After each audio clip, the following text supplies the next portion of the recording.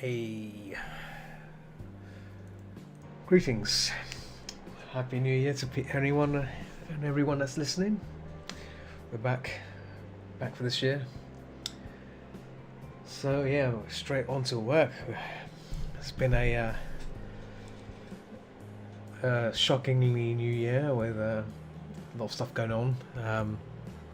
But yeah, let's try and make a positive impact on it by doing some painting. Paintings was good. Hope you guys are well. I'm streaming on 4 channels right now. I think that's Twitch, YouTube, and Periscope. Surprised Periscope's still working. Apparently Periscope is going down at some point, so need to try another platform to stream to. That's orange juice there. Before I do any new paintings, I'm just going to fix this existing one.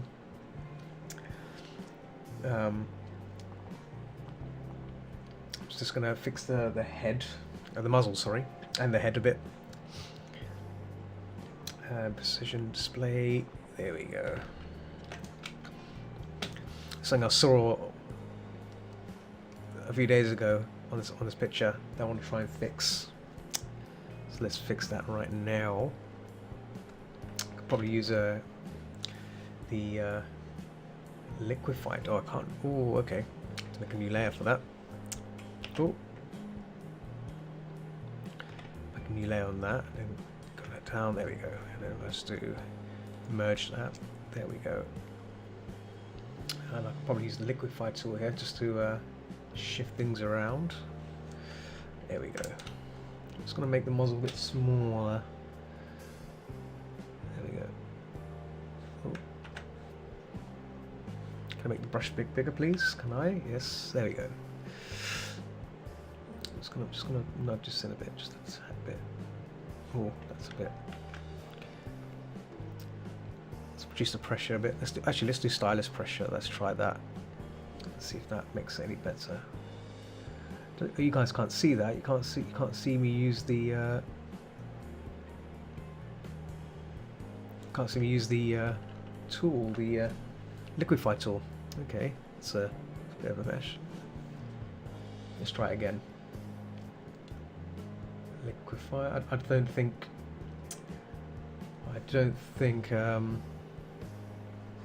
Photoshop and OBS seem to like me using the tool there, but the idea was just to actually, you know what, since you guys can't view it, I can still see the reference on my side.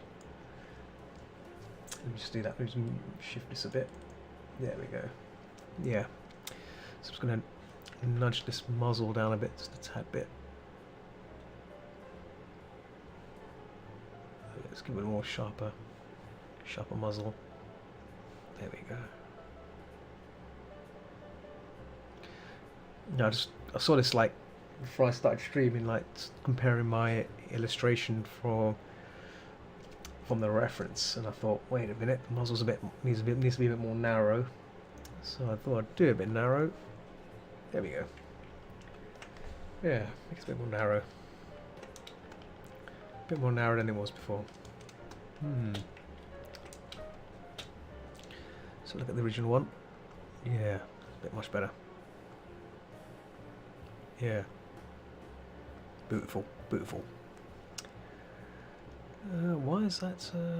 It's a bit reddish. Why is that a bit reddish?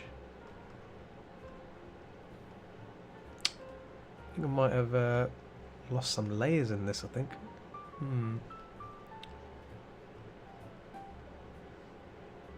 Why has it done that? Oh.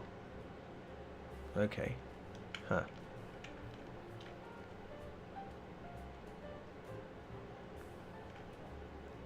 Must have been on the background, I think. Huh, okay.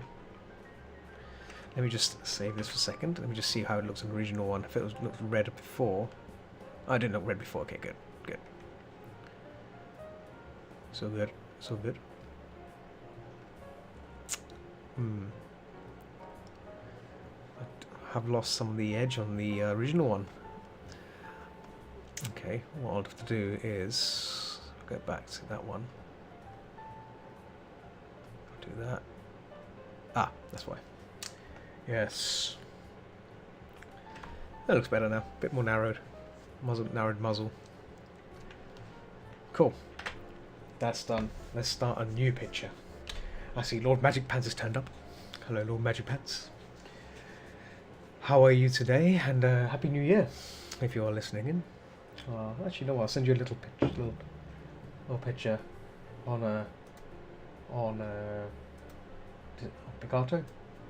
there we go. Little grape. Mr. Drop.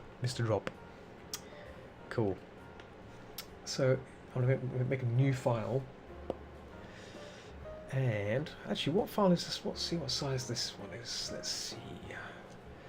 This is 4,000 by 1,400. So I can potentially use something similar size again, and do that again. Maybe I might just use the same canvas. I might just use the same canvas for this next piece. Let me just double check the reference, because I've got an idea what I want to do this time round.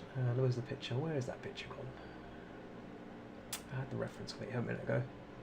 Here we go. Oh, it's more portraity, so I might stick to, in that case, let's save this. Let's make a new file.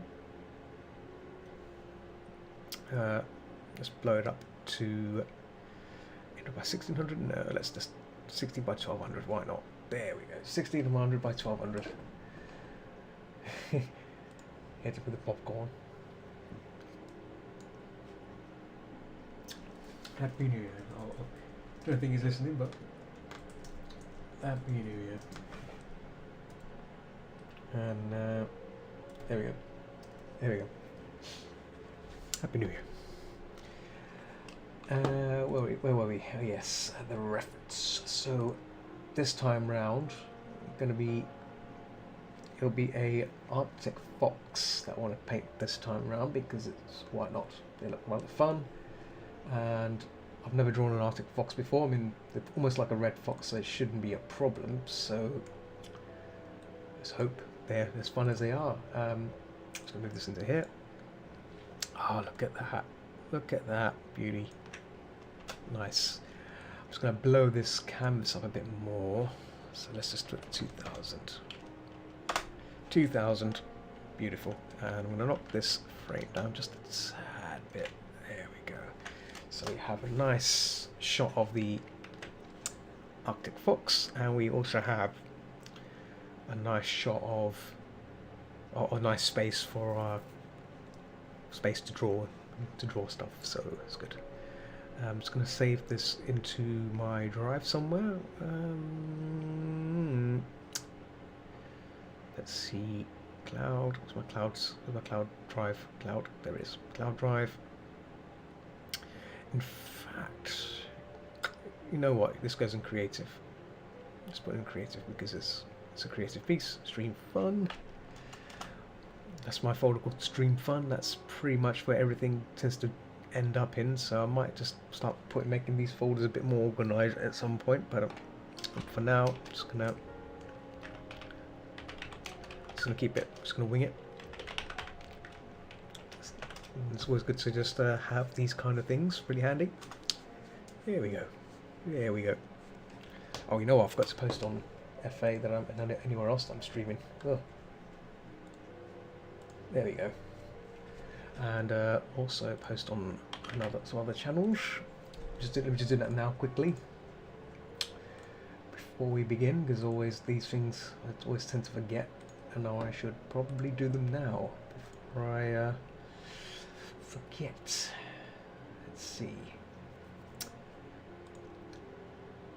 Let's put that one. Let's put a meerkat in there, because the meerkats are pretty cool, pretty awesome little critters.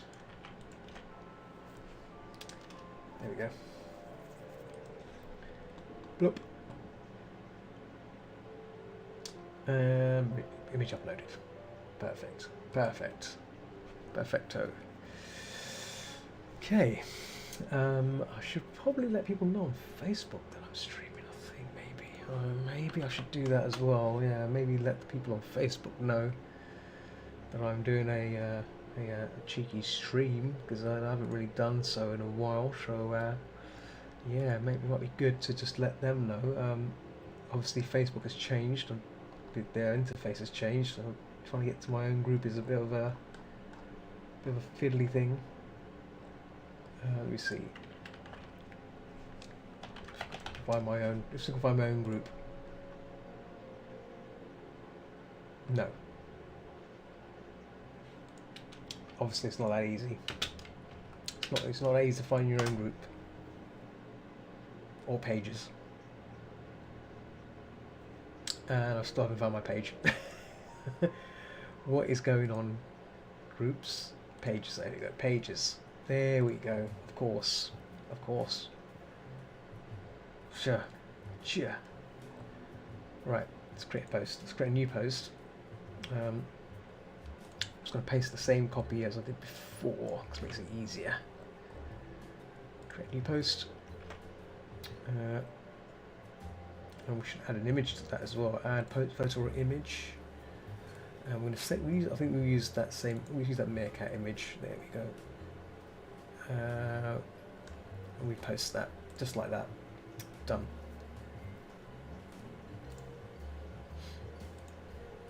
And then I'm just going to share this post out to amongst the channels I'm in. There we go. And I'm just going to share them out. How do I share? There we go. Share. Share to group. There we go. Now, so the nice thing is you can now share to multiple groups now, which is a lot better than before. So 1, 2.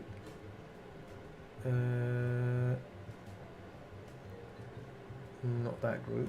There's quite a lot of groups I'm in, but I'm really spent time, you know, talking to those people in there. So it's not nice to do those things. You know, it's best to be a bit polite and not abuse it. There we go. That as well.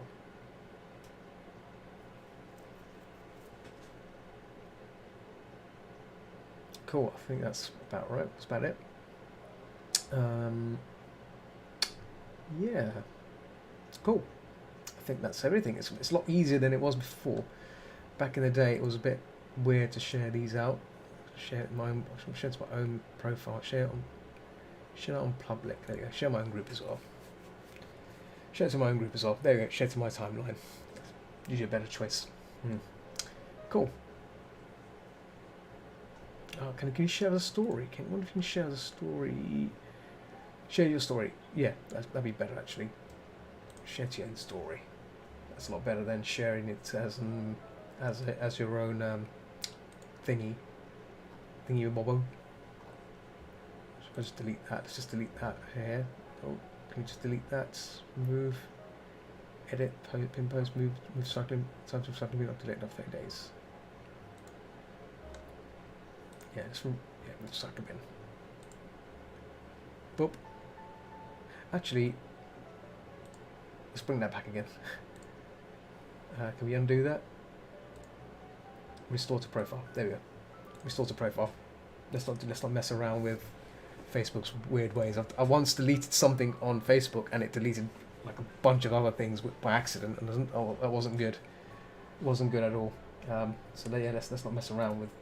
Let's not mess around with it. Keep it as it is. Okay, so this evening I'm going to paint this Arctic fox. Yeah, I'm looking forward to this. Something relaxing. I'm going to try and use some different brushes this time, maybe. Might be good to challenge myself here and try something different. I've got some chalk brushes I would like to use. Let me just show you. Here it is. Oh, so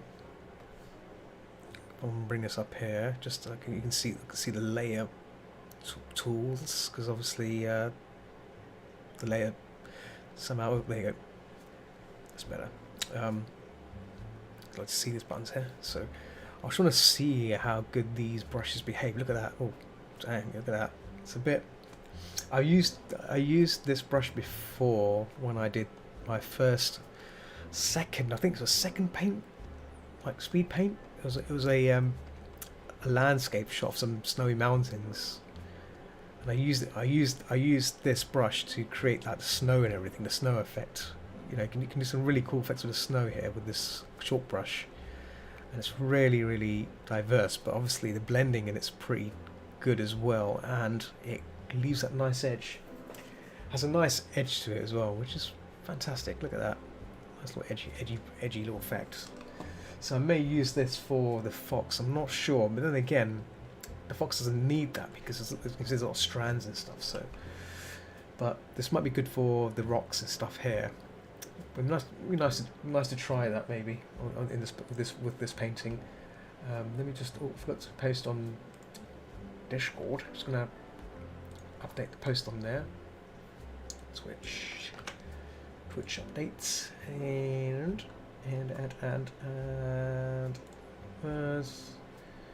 creatives. Paint an Arctic fox. Paint an Arctic fox. Because why not? Okay, there we go. Okay, yeah. So yeah, I may use this brush to build the to do the blending, a bit of the blending, because I think it has a nice little effect as well. Yeah.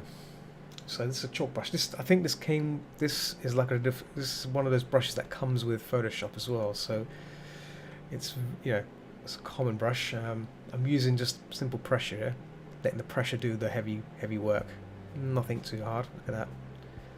The harder I press, the more paint is flowing out, and lighter I go. So it get some nice control there. You can get some nice control of value.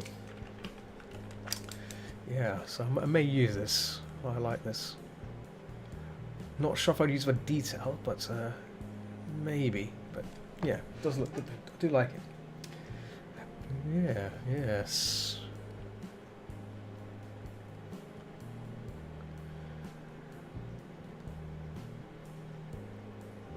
That. So I'm just doing the eye here, trying to do the fox eye here. See how it looks. Fun, just for fun. Obviously I'll do it properly, but I'm just gonna quickly test out the use of the brush here with a bit of red, using red, hard red to achieve that.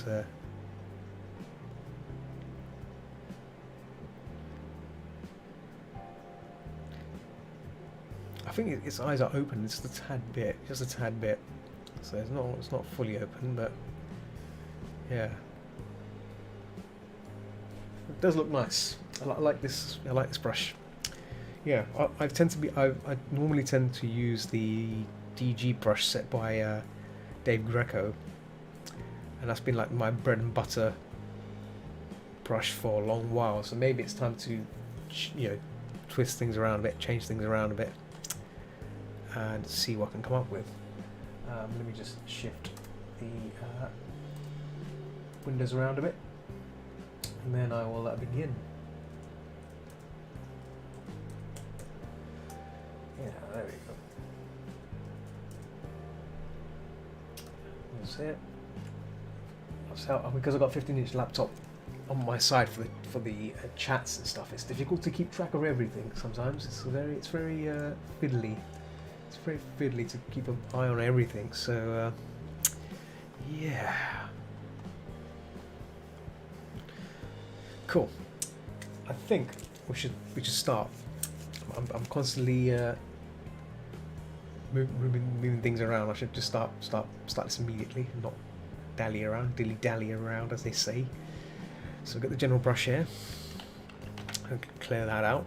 I'm going to bring up the Camtasia recorder to record this stream. Camtasia recorder. So I'm going to be recording this for my purposes only, and obviously dump it on YouTube once I'm done with it, but obviously sped up. This recording anyway is going to be on YouTube anyway, so if anyone misses the stream, they can always watch it as it is right now, but if you want to see a sped up version, I will be making that sped up version for this as a separate recording without my mugshot on the camera. So yeah.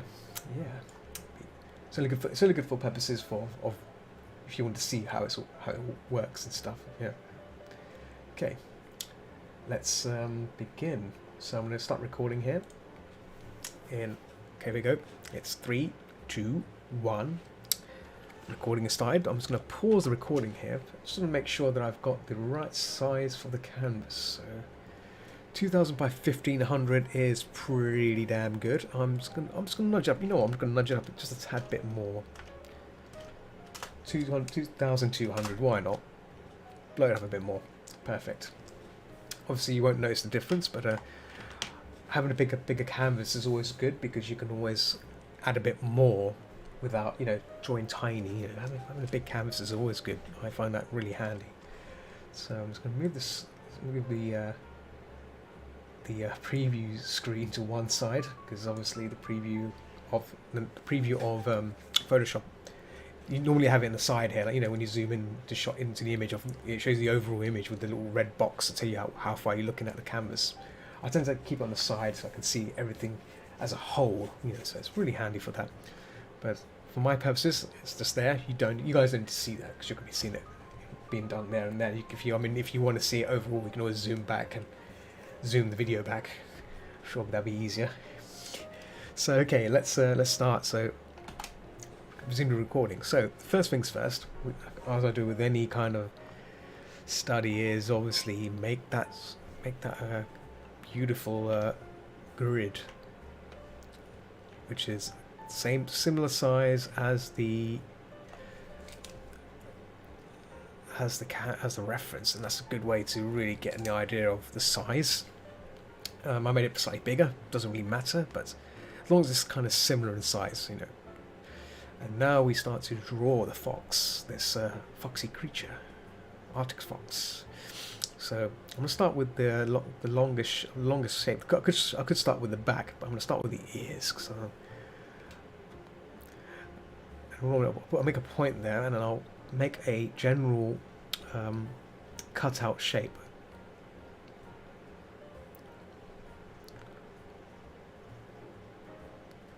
Like so. Like that. Really general shape to get an idea of what it's about. Oh, text there. Yeah. May seem simple, but that's it. Pretty much it. Done. That is done. Picture's done.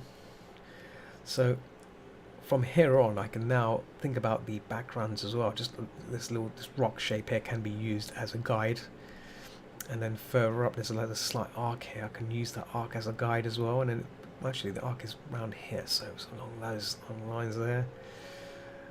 There's another rock that comes up in, that's where the ear is, you know, halfway over the ear, so that can be used as something. So I'm going to move that up here. Then you have a bit of a rock that comes in just down there to there, and then we have another one just about here, which is a bit of a fluff. And I'm just eyeballing this. I'm just also comparing it to what could be there as well. So the amount of distance from there to there could be this rock here. It's relatively simple. Generic shapes that gives us an understanding. You know, we're simplifying it down to what we see in basic stuff. So we're not trying to complicate it. If we start thinking complicated things, then our brains will just explode. You know, our brains will just go, "Whoa, it's too much. There's too much here. It's way too much information." So I like to keep the information simple, and I like to think the information here we have so far is something that's kind of relative to what we see, and I like that. So just making little refinements here. So now we can maybe do some bit of subdividing. We can do some subdividing on here just to get an idea of where things are in this internal parts and as well as the external parts. We haven't really done much in the external here. We just made a square. We could have gone a bit more. So we can now start thinking about adding just a bit more shape. You know, we can start thinking about these little things that were there, but we didn't really pay attention to. So now we can start looking into these things and maybe just add them in as well.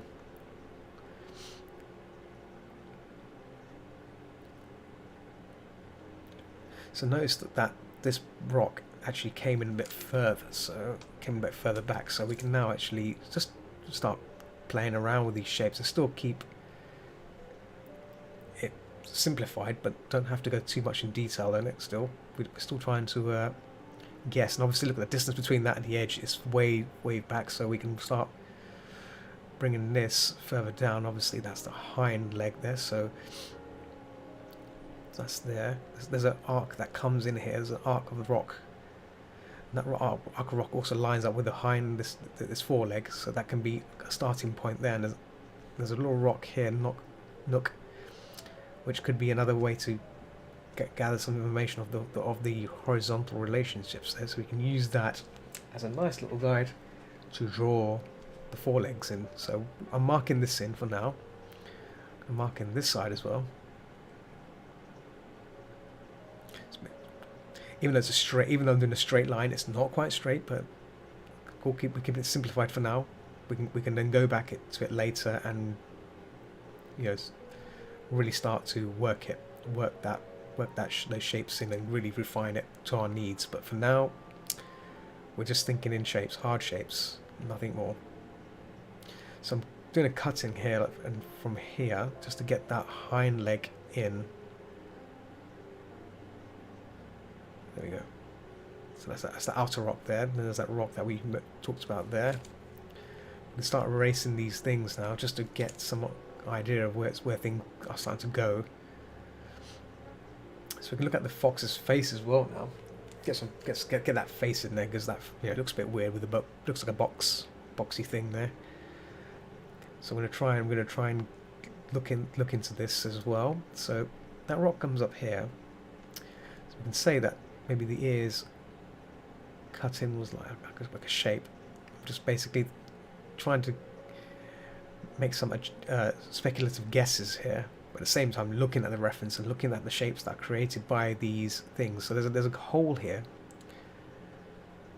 that can be used as another great way to really see the ear. Obviously I've kind of drawn fox's ears for quite a while, so I can kind of guess. I kind of know how a nice ear could look. That comes down here. So I'm going to make a central line here, because I see there's some sort of tuft there coming from the back of the head, comes to the front, down, and just gonna make an incision here, just a little line to basically tell myself there's going to be a line here, just a little horizontal line. Again, this can change. I don't have to commit to this. This is just my way of saying, like, let's put a line here to define where the end of the muzzle is. Obviously, the distance from here to here is it's a bit longer than my one, so maybe it could be because of the nose tip. But I think there is enough here to work with. There's enough here to work with. So again, all straight lines here. We're not actually working on any details yet. Just trying to get these shapes in. So that's a central line there. Making these lines here. And getting these brow upper eyelids in. Yeah. This could be the muzzle arch. Again, this is where you can really start thinking about skull as well. If you've never drawn fox skulls before, it's a good way to really get some idea of how fox skulls look. This is where a good way to get an idea down. I see Mayfair's turned up. Hello, Mayfair. Good day, Mayfair. I had a good chat with him yesterday about writing, and with his help I've been doing some character sheet work, and at 3 o'clock in the morning, considering how the time zones we have between each other. He's like almost like a full day ahead of me, so it's insane. That's yeah. He's on Picarto right now. Yeah, good morning. Yeah, so it's 9:20 p.m. here, so I assume he's probably Oh yeah, it's probably ahead of me, way ahead of me.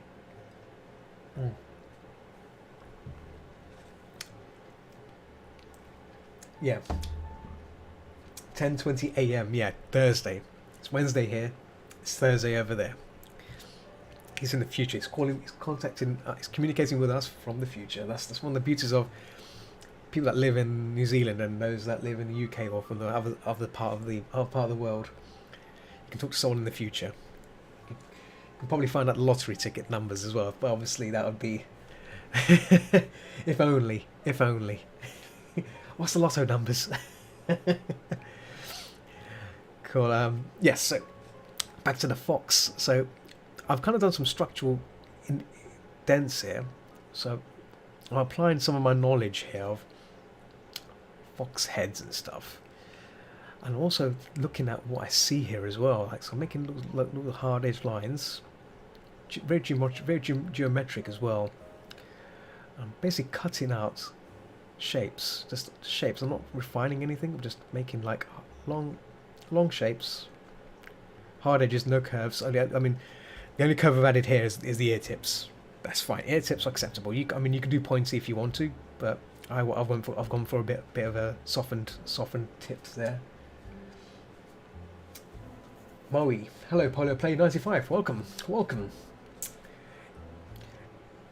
It was snow. It was slippery today, but it wasn't snow. Wow, I'm not looking forward to snow. As much as I love snow, I don't like snow because in where I live, it's kind of like in London, when it snows for the first time, it's fantastic. The snow's fluffy, the snow's great. But when the ice starts to appear, then it's dangerous because you can slip. And I don't really have any good I don't really have good shoes, for walking on snow. I should probably buy some snowshoes or something. But there's always a fear of slipping. And so you have to walk like a penguin. Everyone walks like a penguin. This is where penguin walks is mandatory. So you have to walk like a penguin, otherwise you're going to have a bad time. You're going to have a bad time and have a little tumble, a little tumble when you fall on your bum, and then you're going to have a bruised bottom, and then it's all over, and then people are going to look at you. The embarrassment of people looking at you falling on your bum, that's it. I'm always conscious about, oh damn, I hope I don't fall over and no one sees me. Oh, that guy, look at that guy over there, he fell over, he fell on his bum, he fell on his arse. Let's point and laugh at him. So, yeah. Anyway, how are you to this wondrous new year?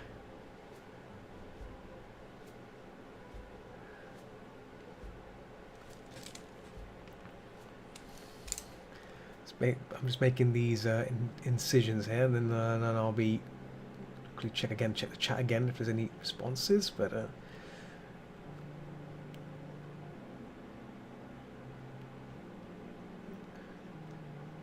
because as I'm recording, it's obviously I'll have to cut the video a bit just to compensate for the moments where I've stopped drawing, because like there've been times where I've done recordings and like there'll be a segment of video where nothing happens. It's probably because I'm talking like now, and like right now the stylus is on its own, and I try to trim it out.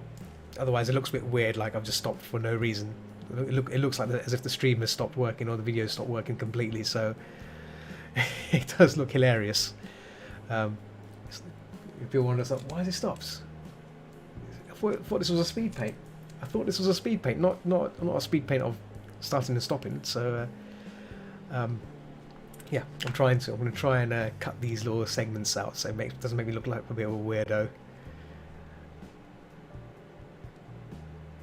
So this ear here is way too big, so I'm just gonna cut that out and then fix that.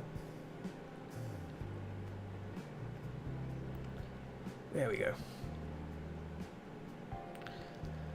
This comes down here, and then we're gonna cut this down here, this down here. And there's another incision here as well. Look at that. Comes down here, goes in. So this is where we can assume that this is where the muzzle skull is. The skull. That's a jawline there, so that's the jawline there where we see of the fox. Arctic fox, of course, but there we go.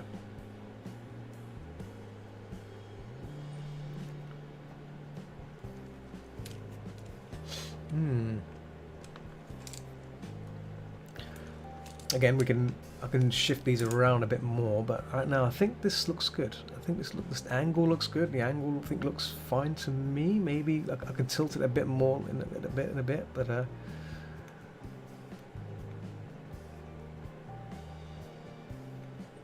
nose is a bit. There we go. That's better.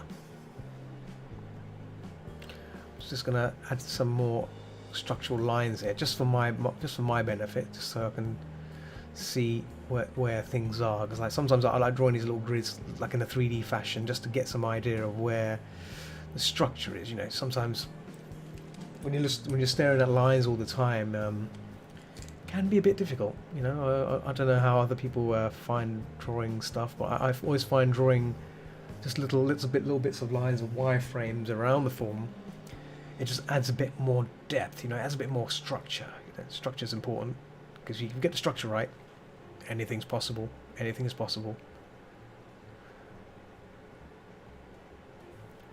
So this line I've done it straight, but as you can see, it goes in and curves, it breaks in. So I'm just going to do that and just do that. There we go.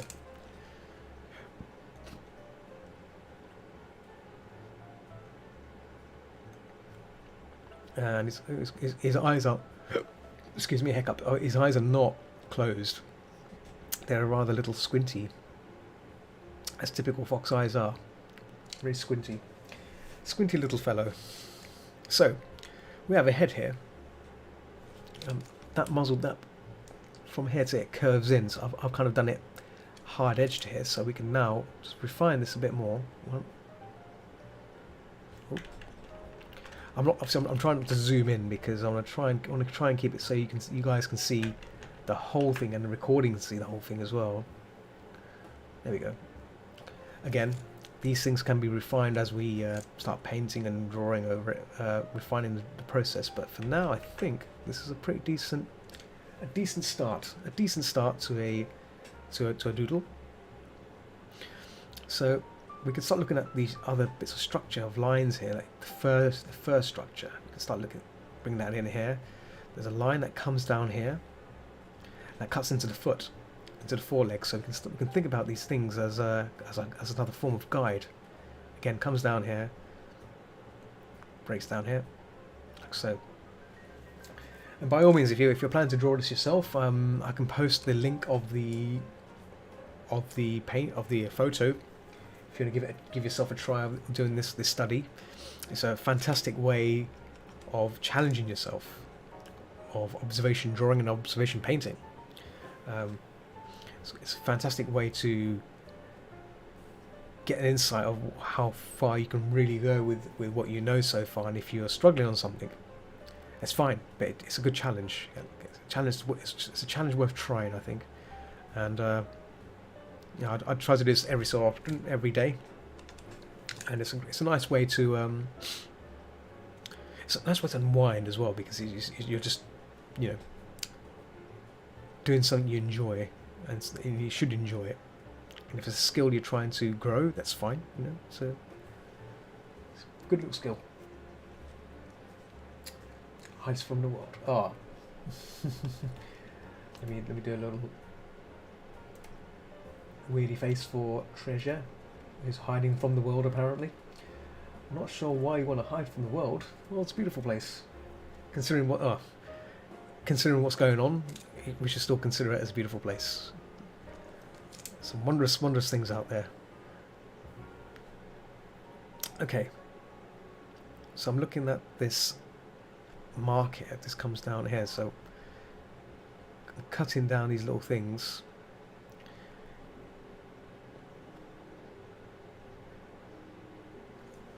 The hind leg here comes in a bit more, so I guess I can bring that in a bit further. So it's hard to see what's going on here, so we're gonna have to try and make a speculative guess about what's going on there, but it shouldn't stop us from continuing on. Obviously, this is where you can do further studies and investigations on the hind leg and hind leg anatomy and what's going on here. But in our sense, because we're just doing this as a study, we can just try and do our best to try and find forms of structure and forms of shape. So there's a shape that happens here. So this could be a part of the bone. This could be part of the leg, actual hind leg there. That's the part of the bone there, the joint coming in, which comes down and forward.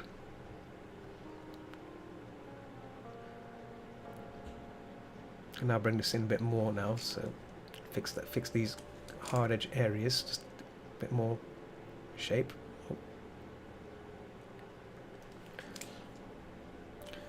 Not spending too long on these edges.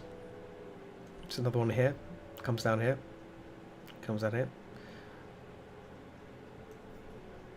So from here, we can see that the angle there. So we can now fix these rocks and just give them a bit more shape as well, a bit more definition, but not too much, because again,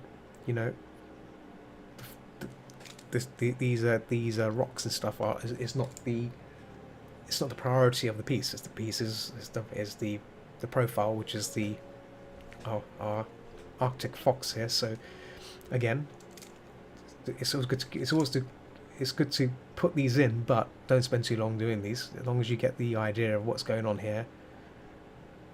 Actually, that's a bit further away there. There we go. Just hard edge line them. Don't worry about keeping them too accurate or too detailed.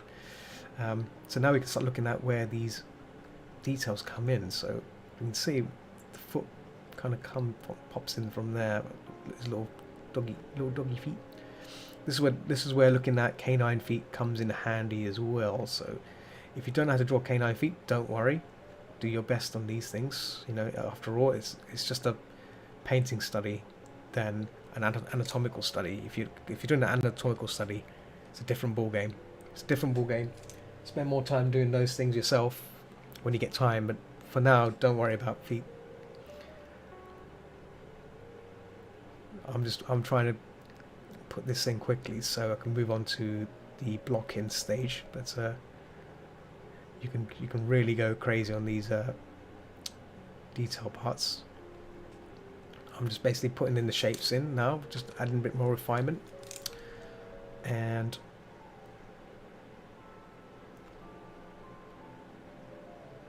this refinement just comes in handy, especially when you start to block things in. You start to think about the kind of shapes you're going for, and the kind of value you want to put on each end, because you can see there's a bit of a darker value there. That's because of the dirt and stuff, the dirt that's affecting it. But you have bits of white there, and that white could be from the joints. When we bend on knuckles and stuff, that could be from that. So I haven't actually zoomed in yet, but it could be from that. But initially, the fur is generating this darkened tone here, and you have lighter tones here, and there's also skin as well. The skin of the fox. I assume the fur under the skin under the fox, I think, is black. It could be black. I could be wrong. We need to double check that. But things like that can also play a part in why things look the way they are. So you have to think about these things rather than just looking at what you see at face value. And especially if you're studying an animal like the fox, it's always good to have a little bit of an investigation about how they look. But I mean, in terms of the study, we don't have to go too far in it, but it's something to think about. If you're planning to learn about a specific species and you want to take it further. It's nice to spend time just learning about the creature, because you'd be surprised how much you learn, more you learn about it than you do so just by looking at it. That way. So there's a tuft here that comes out, which is nice. But I may actually put that out there. I may leave that shape out there, but I'm not gonna use that as something to block in, because that's just detail fur. That's the last thing you want to do, these sort of things. But we can assume that this line here goes down like that. Yeah. This line here is the tuft there. That there is there. This goes down here and then goes back up, which is fine. So again, that's just fluff. We're looking at things as folds of fluff as we do this as well. So there's a section, so this section here darkens down, but then it firm up comes up here, goes back up here. Again, this comes down, overlaps the body here. Then we have this hind leg, which we were talking about before. The hind leg curves in, and it curves all the way around. And obviously, on mine it's a bit smaller. It's because the rock is kind of overlapping it. So we can actually now start taking this down a bit. Again, we can fix it. We can fix these things. It's all about fixing. So it comes up halfway to an R1. So I guess that comes down from here a bit. Crooked. Now looking again. So this back is a bit more rounded. Ours is a bit straight, so that's fine. We can erase that.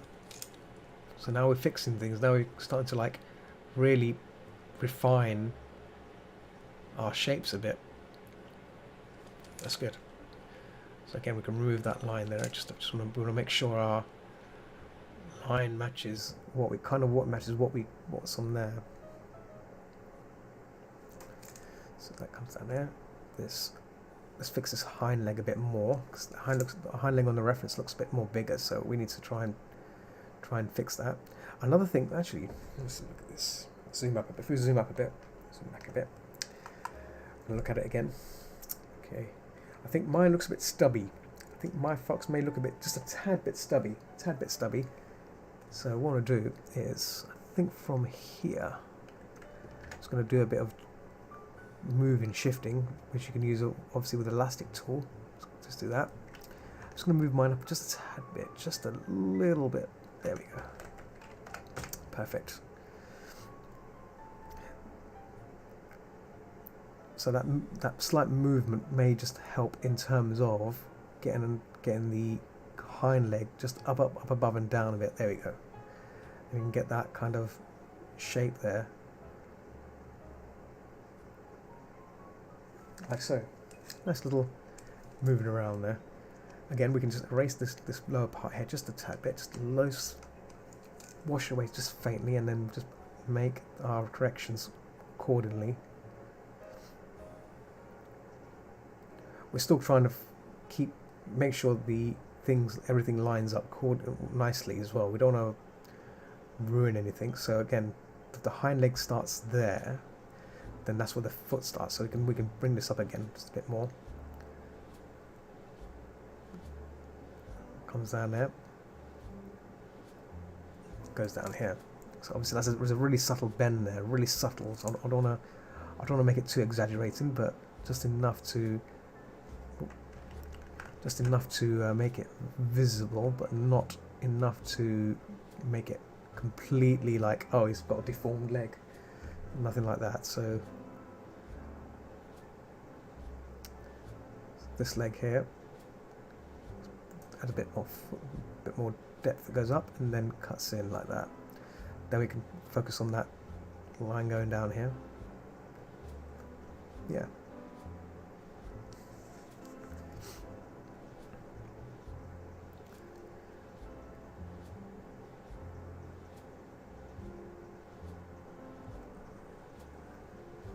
There we go. So with that in place now, I think I'm okay with that. What to do next is I'm just going to cut away the background from the fox, because I want to keep the background separate. This includes the line work as well, because it's not really needed on the front. There we go. There we go. So copy paste. So call this background. Even though that's in the foreground, we will on the painting side, we're going to fix that. We'll basically make this a bit different. We'll paint the foreground on a different layer. Same with the floor. But for now, we've done it. We're keeping the line of the background separate from the fox. So we have like a nice sketch of the fox here. Fox. Cool. So what we could do here now is just loosen. Oh. Paint paint on the wrong layer. Oh, just paint on the wrong layer. There we go. We can just clean up the lines a bit. We can start just trimming away things, just making sure everything all looks nice and neat. Now you could, if you want to, from here you can refine it.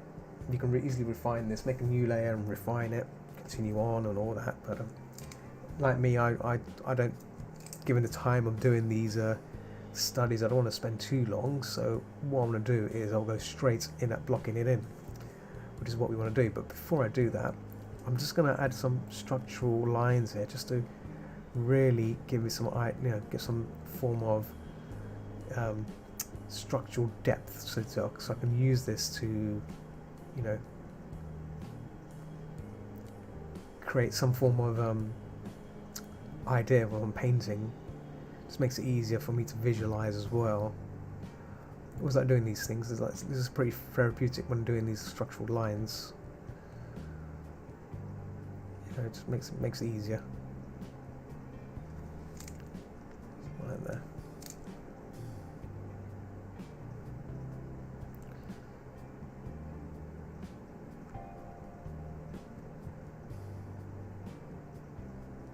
Just adding the browsing. So I'm basically adding these little things in there as well, just to get some idea of like how something should look, structure, and this makes it easier for me to put in the values in accordingly, and so I can paint based on the edges and stuff rather than just painting blindly and figuring out stuff near the end. There we go. So again, this muzzle, this bit here, I'm going to now close this in a bit now. There we go. Goes in like that. Because the fox muzzle is pretty narrow. Like so. Just comes in like that. There we go. Looks more nicer. Looks more nice and pointy. And then we have this bump here.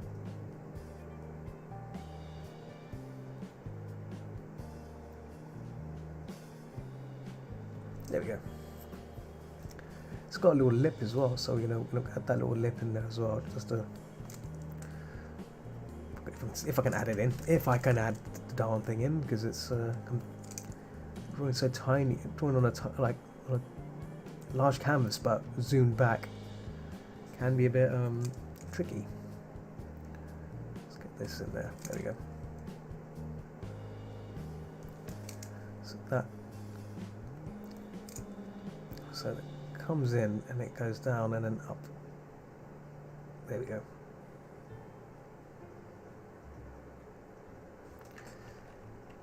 But it comes in like a nice little arc. There we go. There we go. Again, we can fix this on the painting element. It's all fine. It's all good. It's all good.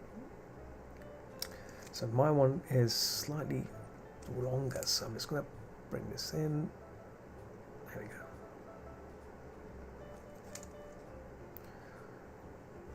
There we go.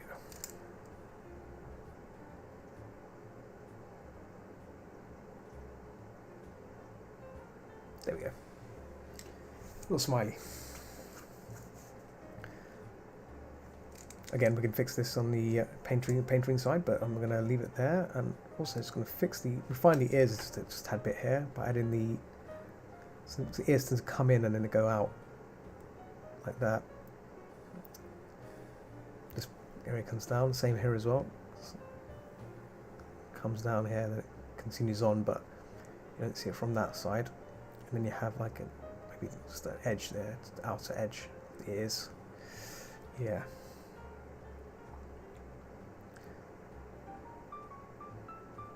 Again, refining some more refinement, just nice little refinings there. So I assume there's a bone right there, so that's good. Leave that there.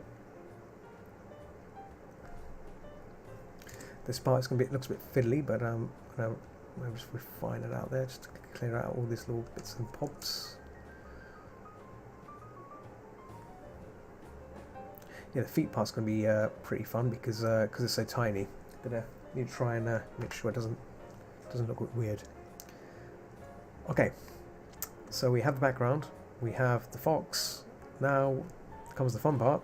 we do the background. So I'll call it block in background.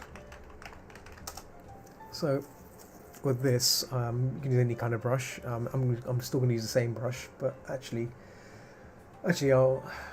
so I've got two kinds of brushes. I've got the general brush, which is what I'm using right now, but I've got a hard brush. It's the same kind of brush, but there's no pressure.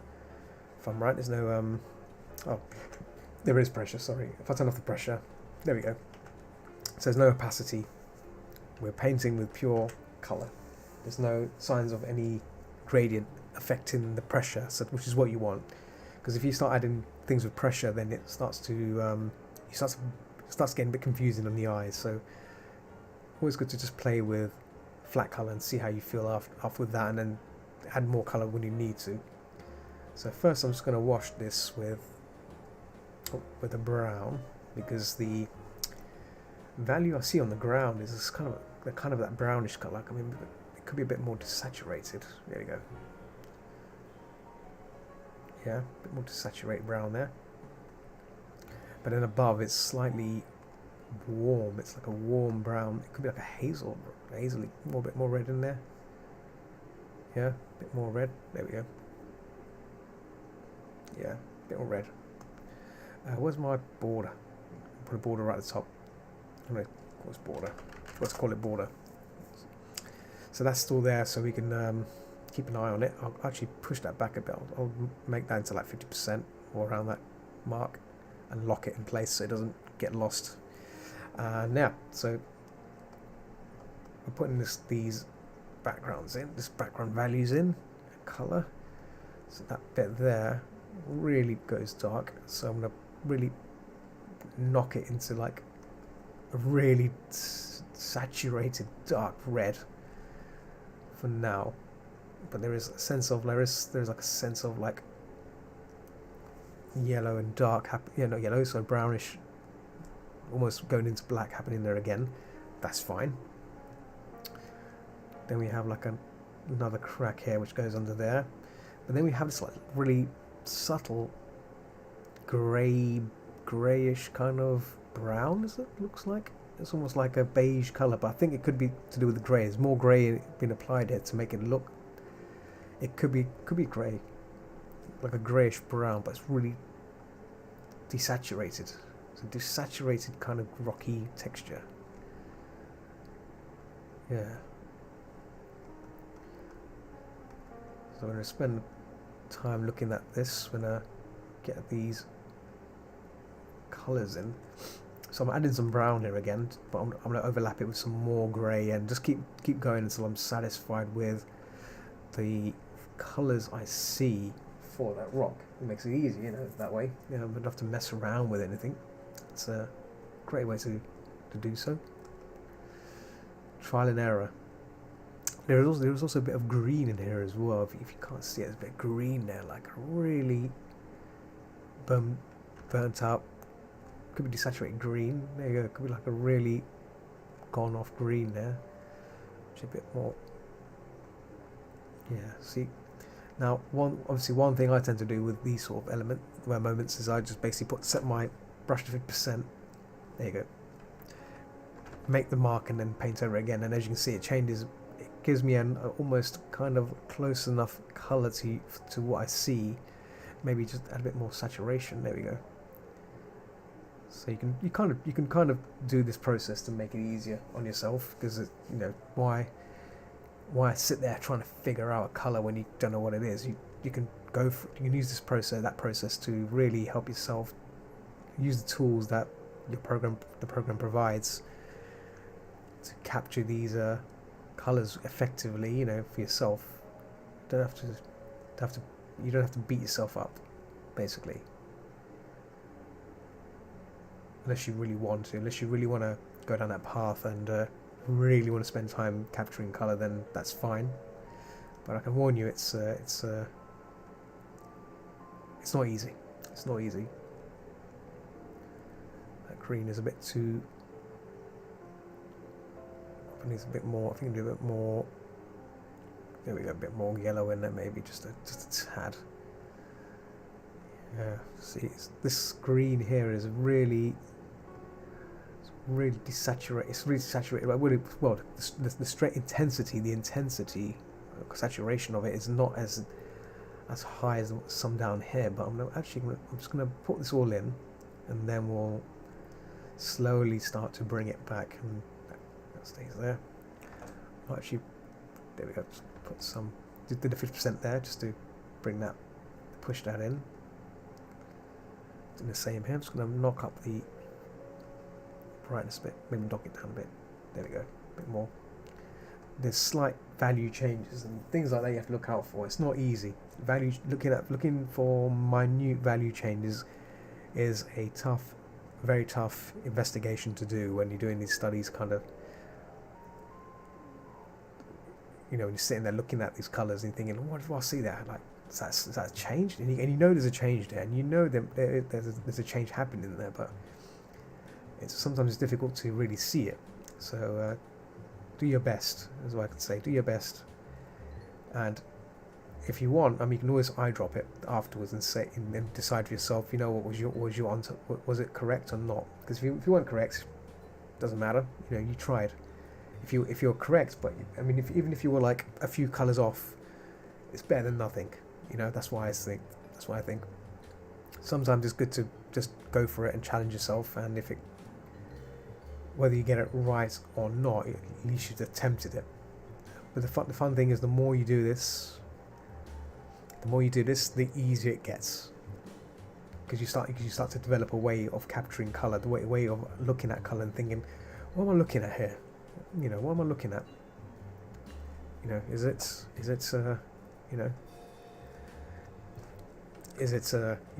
green? Is it a red? Is it a warm? Is it warm in that green? Is the green cold? How's that green affecting other things? How's this green going to affect the fox? Things like that.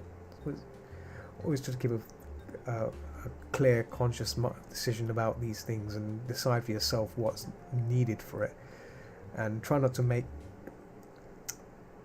I'd say, wild guesses, because wild guesses, when you make a wild guess, it varies. Make sure the guess you're making is relevant to what's around it, because with that, then if you do it that way, then the chances are you can fix that guess easily. But if you just make a guess arbitrarily, like for example, if I'm looking at this and I'm thinking, oh, it must be grey, well, that's fine. Grey's fine. You can just do a grey in there, great.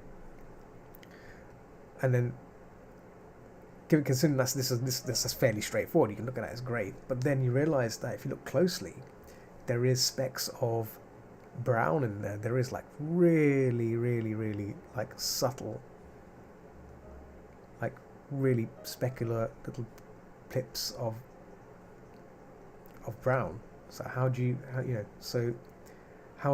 apply that? How do you want to do that? So if I, the best way, don't worry about detail. Start with the bigger color. Start with the basic color. Start with the local color of that rock. So even though it's grey, that's fine. I would have picked this kind of like lighter grey with a bit of brown, a bit of reddish in there, just to get that lightness in there. There you go, like that, and then put that in, and then work my way back. So it's a great way to work in reverse,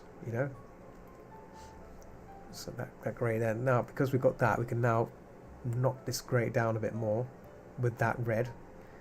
With the brown. So as you can see, it's adding to that feel. And then now we can, if you want, we can go into more grey, because when it enters the shadow, it's becoming more grey. It's losing some of that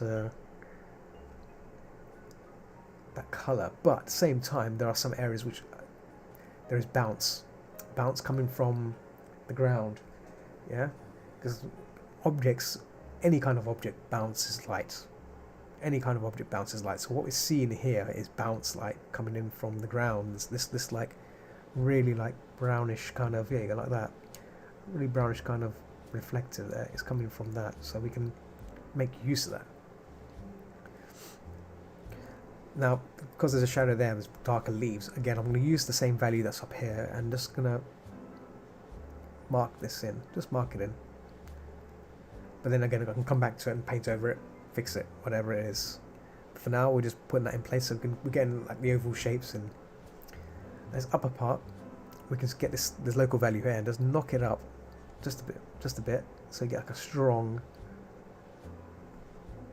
light there. Just a bit more, maybe a bit more white, maybe. There we go. Now, I said before, there's little dots here. I mean, you can really then start applying the relevant values then. Obviously, I would use the 50% thing here, so just make that, and then just knock it to the side of it, knock it to the, add a bit more saturation. Yeah, there we go. Again, this will have its own shadows, so that's what we're seeing here is potentially it could be the lighting of, or could be actual, the rock has kind of some form of you know, things growing on it or something, or maybe it's reflections of what the light, what the surfaces around it. So that's what we're seeing, this kind of like weird kind of yellowish, bluish, brownish kind of effect. But at the same time, we're seeing the shadows that are created by it as well, indents. So I'm not going to spend too long doing these things, because obviously we'll be here all day. But something to think about rocks when doing rocks. If you're planning to do it without using any texture brushes, obviously I'm going to be using a chalk for this, so chalk may solve this problem in a matter of seconds. But if you're doing tradition with a simple rounded brush like this, it's good to think about in abstract. You know, think abstract. Well, you can squint your eyes if you want to. You know, I mean, if I squint my eyes, I think this could be a bit more brighter. So that's fine. I'll make it more brighter. You know, just to knock it up a bit more, like so. You know, just bring it up a bit more. There are some areas which, you know, there's a bit more light coming from this direction, which wherever this light direction is, it's making these cracks appear a bit more as well. But yeah, painting over and over on top of each other creates that kind of layered effect without layers, which is nice, you know. Cool. I'm not going to spend too long on that rock anyway. Let's work on the ground now. So, this is what I mean, it's the kind of value I used for the ground, but it's a bit more darker from the looks of it. It's a bit more, there's a bit more light as well, and that's more vertical white light. There we go. Like that. It's a bit more, I think, a bit more. Yeah, a bit more around. Yeah.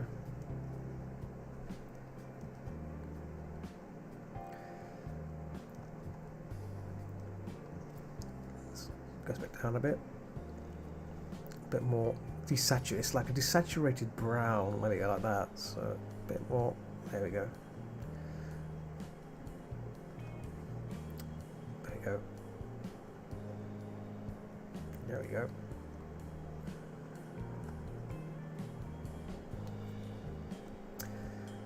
Again, this is a trial and error as well, of knowing how much to use and how much not to use and stuff. So we have leaves on the ground as well. So I might make a separate layer for that. I might make a separate layer and just start to just block these kind of shapes in for now. But I'm not gonna, again, not worry about too much about them, because obviously whilst they're there, they are just abstract shapes I'm going to keep in this painting, but they're not the focal point. Even though they're there, even though they're present on this piece next to the fox, they're not the point of this piece. They are just bits of information that are there just to give you a sense of where this fox is and where it's sitting.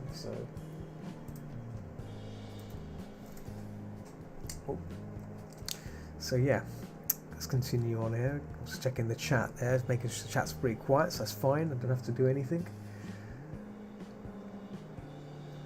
I've done something new this time. I've actually combined what do you call it? The chats to my OBS. Funny enough, so it's a lot more efficient now, a bit more efficient than I had before.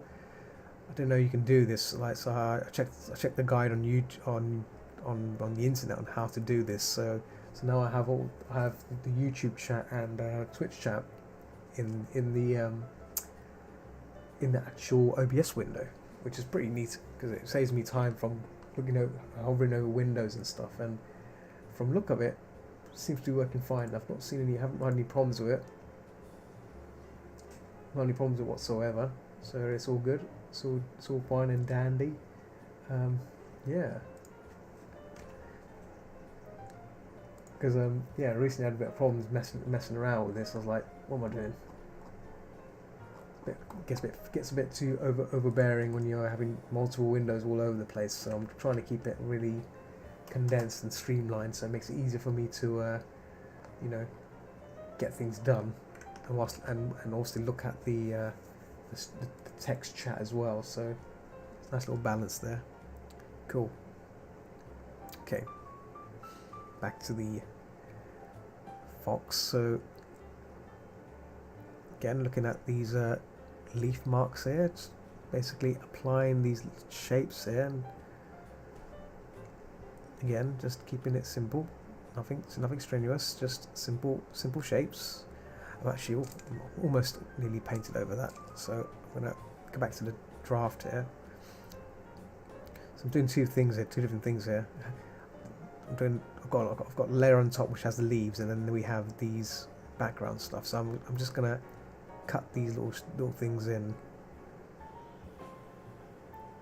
In fact, I can probably just do that and then make these little incisions of weird vines coming in.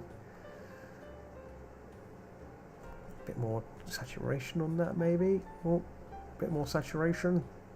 There we go. There we go. And then a little thing there. Bits of foliage of some sort. I don't know what it is.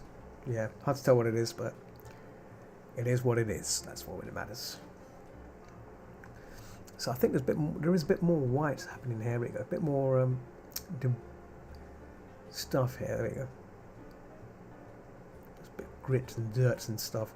Again, this is where having a texture brush can maybe help as well and solve most of these problems. But since we don't have that, we don't have any textury brushes, we can just basically squint our eyes and really just see what just block in what we see without worrying too much about what's actually there, and try not to be too detailed about it. Yeah. So lastly, we're gonna work on the foreground. I'm not sure why I say lastly. I keep thinking we're done with it. We're not done with it. We're nowhere done with it. I'm going to focus on I'm going to make a foreground block in foreground, and this is for that rock, that green rock slab that's in front of us, and I think that's going to be handy to have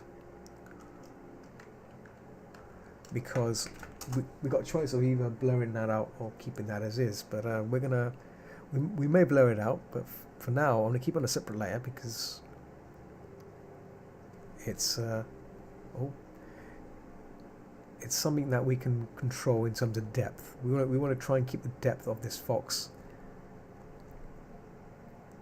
within the picture, because otherwise if we blur this out because it's towards us, it's going to look a bit weird. We have the background which is kind of blurred, and then we have this slab here which is not blurred, if that makes sense. So I think it's handy to have it on a layer together, on a separate layer, and then we can work with it. I've just changed my palette color just to add a bit more yellow to it. So as you can see, it's going to be yellowy because it looks a bit yellow from the looks of it. So I'm trying to add a bit more yellow, a bit more. There we go, a bit more yellow in there. Just a bit more. There we go, a bit more yellow. And the green. Oh, that green should be the same kind of green, but a bit more darker. There we go. Oh, yeah. There's a bit more reddish there going on there, so we can probably, in fact, that would be a bit more grey. Let's just try a bit more grey. No, it's a bit too much grey. So yeah, this is where you can start playing with the colours and really just try and find out what's going on. Maybe add a bit more green back again for these areas here. bit more saturation maybe. There we go. There we go. Saturated it. Saturated that green.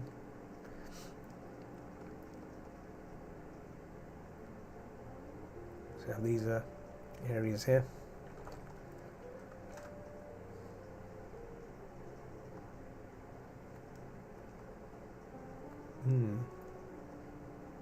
Very beautiful. Beautiful. Olive Tree, hello. Welcome. Evening, good evening.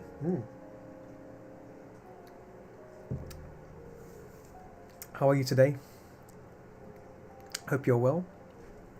How is Nuni?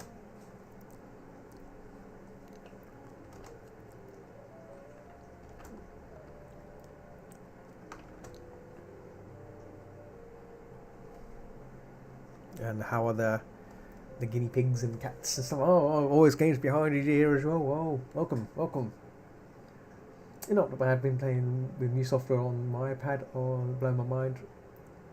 Oh, what software have you been playing on the iPad? Oh, that's got me intrigued now. What have you been doing on the iPad? Oh, do tell.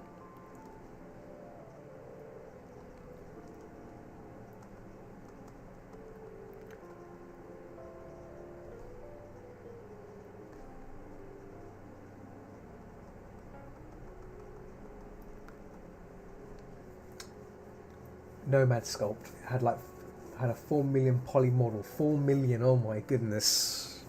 What sort of iPad have you got? Have you got like the latest iPad Pro, or is it? Because I mean, I know the latest iPads. They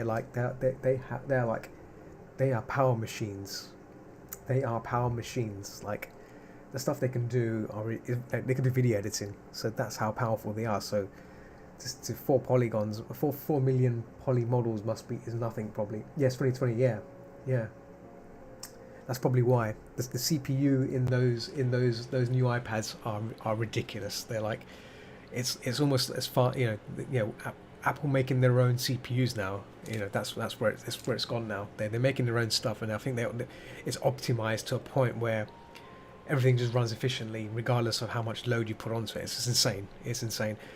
I'm still interested. I'm still keen on maybe getting an iPad just for the sake of doing doodles and stuff. I'm not sure though, because obviously I'm concerned because if I buy an iPad, I'll probably only use it for drawing once or twice, and then go back to the laptop again. But it's from the sounds of it, you're making it sound promising. That's maybe I should probably buy an iPad just for the sake of it. Just give it a go. It's all mathematics, right? So if it's just a bunch of numbers, then it's probably why it's doing it so well.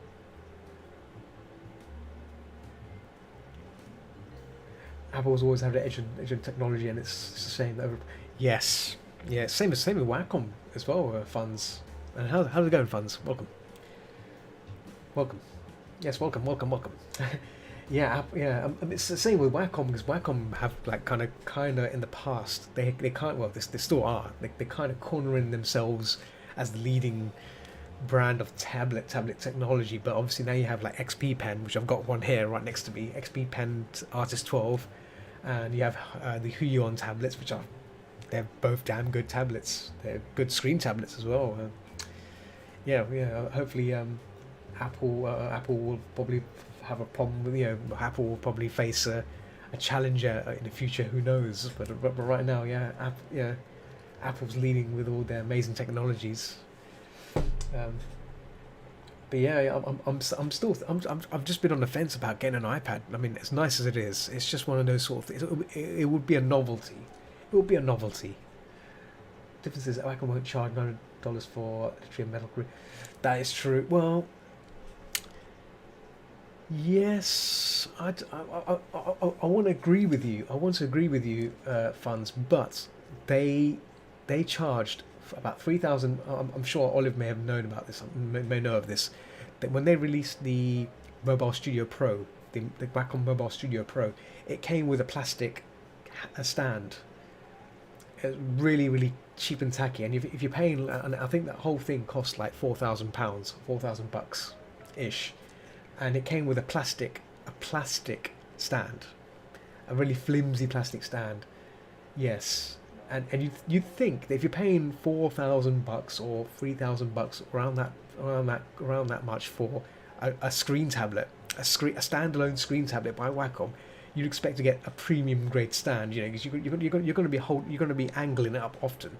But yeah, they gave you a plastic stand, and that stand alone. So basically, that's what it came with. If you want to buy a pro stand, you're paying another $100, and it's just, it was ridiculous. So yeah, like, it's a joke sometimes. It's ridiculous how companies can corner the market with and then start charging you with ridiculous things. But I know, I agree. Apple do charge some insane amounts of money for their technology. I mean, I think for a fully working iMac, it would set you aside $40,000 or £40,000 or more than that, and that's almost more than it's, you know, that's like equal to the size of buying a car. You know, like a car.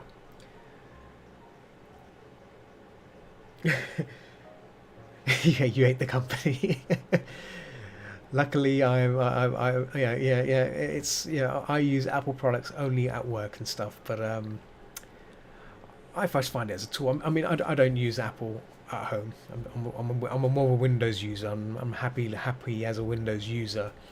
Um, but I mean, I've used Apple products before, Apple software. Apple, Apple Studios and stuff, and it's been fine. You know, the interface is nice. It's easy to use. Programs don't crash as much as it does on Windows, but yeah, it's if I'm not paying for it, I'm happy with it. That's the right way to say it. Yeah, if I don't own it and I get to use it, I'm not going to complain. But I don't know if that's a fair response on my part there, but Fox blocking. So I'm just blocking in the Fox here, just to get in the grey, get the grey value in, and then start painting it in properly. Um,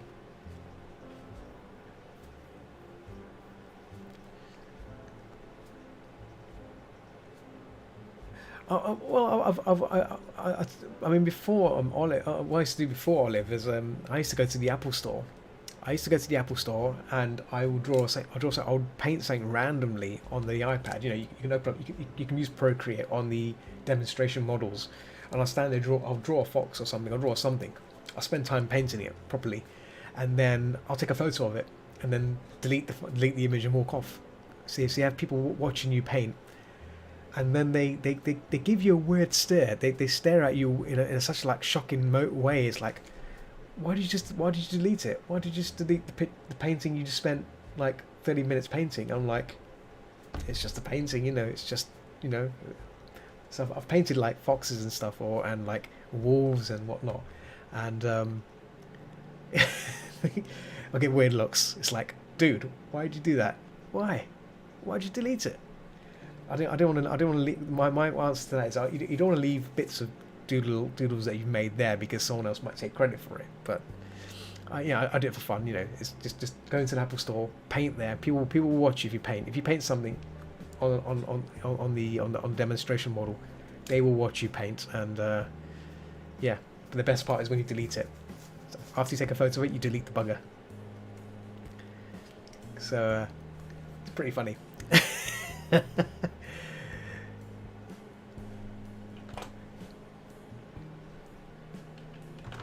I know that's cruel, but yeah.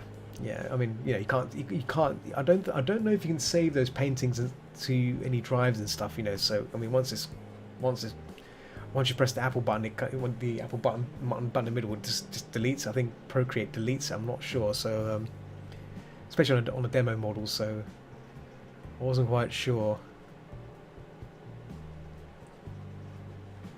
Yeah, exactly. So I wasn't too fussed on getting it, you know, losing the paint, you know, the paintings, whatever. I thought it was funny, just to get the reaction out of people, because I've had tourists to look at me and say, "Why you do that?"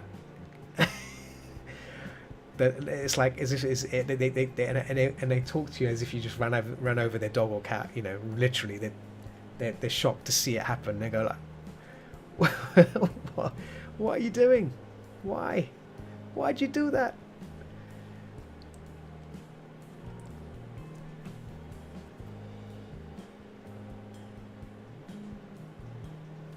Um, well, that's a true question. That's true, Nuni. Yeah, yeah. But the thing is, like, because the thing about the demo models, I don't think you can save them. You may be able to. I'm not sure. But like, I tried saving it and it didn't do anything. I think it saves. You can save it onto the tablet. But you're right. That's the other thing as well. Yeah, you know. I guess if you draw on demo model, anything drawn on there belongs to could be used against could be used by Apple. So I just delete the bugger. They can't have it. No one can have my weird doodles. But yeah, I'll go to the Apple Store in London, so that's where I'd go to. If I'm on my way to the coffee shop, I'll swing by the Apple Store, make some doodles there, and then bugger off. And take a photo of it as well.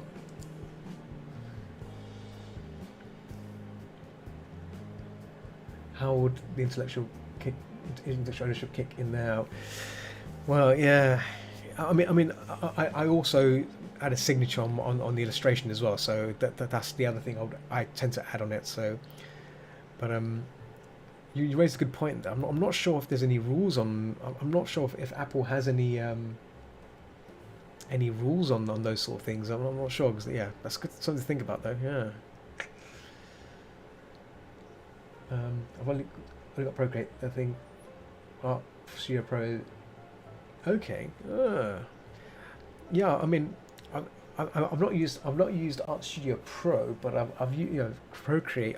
I did find it nice. It felt almost like Photoshop, but like the interface, I need to get used to it. You know, like holding the button, holding your finger down to get the color and stuff. I don't know if there's a better way of doing it. I think for me, it'd always be nice to have like a button where I can just eyedropper, real time eyedropper, instant eyedropper. I need some. I need like a button, or maybe like a Bluetooth button, with an alt key on it, or just an alt button to press for the eyedropper, or on the pen. I know the pen has a transparent button. I don't know what kind of pencil you buy. Have you got a normal pencil, or do you have the pencil with the button on it? I've tried using the one with the button on it, and now it feels a bit weird because there's no clicker there. It's just a faint area you just press down on. I don't like that. That put me off a bit. No button.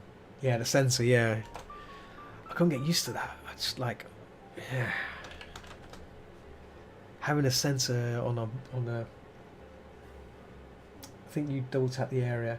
Yeah, see, I guess having like a Bluetooth keyboard attached to it. I think oh yeah, obviously you can get a keyboard attached. You can get a keyboard attached to it. So I guess if I was to use Procreate, I'd probably need the keyboard for the shortcuts, just to save time, work more efficiently. Efficient working is important, isn't it? Knowing the shortcuts,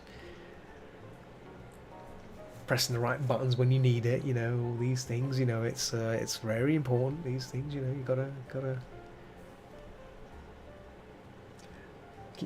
keep accidentally activating. Oh, that'll bug the hell out of me. Of like, oh no, that's not what I wanted.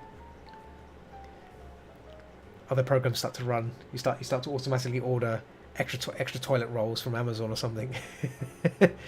Congratulations, you've ordered 24 packs of toilet rolls. Oh, you press double tap it again, and Amazon will respond back saying thanks a lot. You've ordered another 24 packs of toilet rolls. Yeah.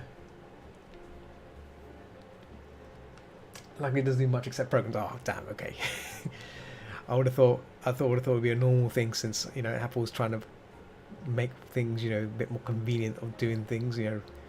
Saves time for the average tech boff. That's the right word to say. A bit more white there. There we go.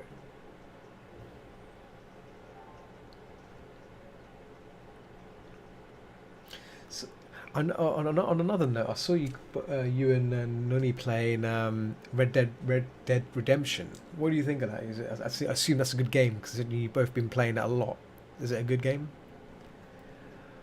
It's a bit of a Wild Westy shooty.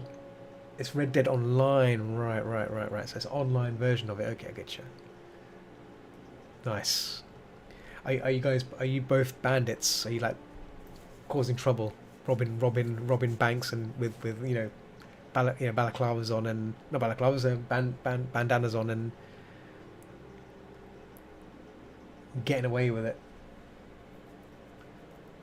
Little shootout, little Mexican shootout.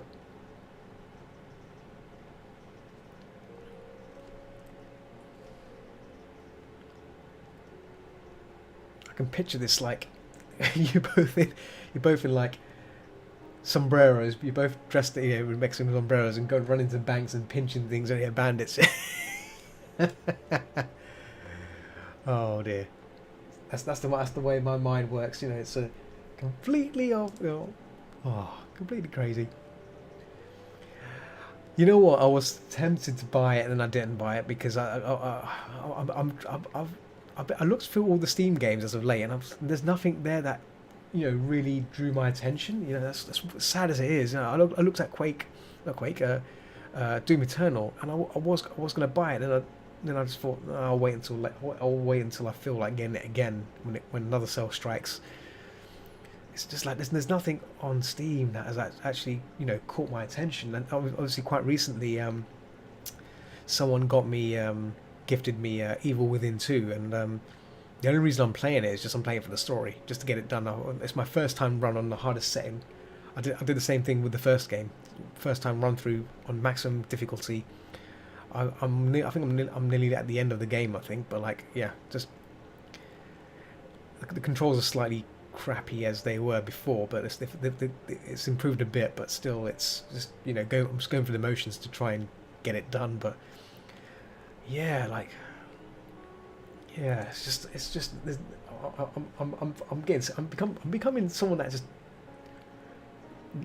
like the games I like playing. I like playing like games which I enjoy games which have a bit of a quick pick up and play sort. You can load the game up, play the game, bugger off.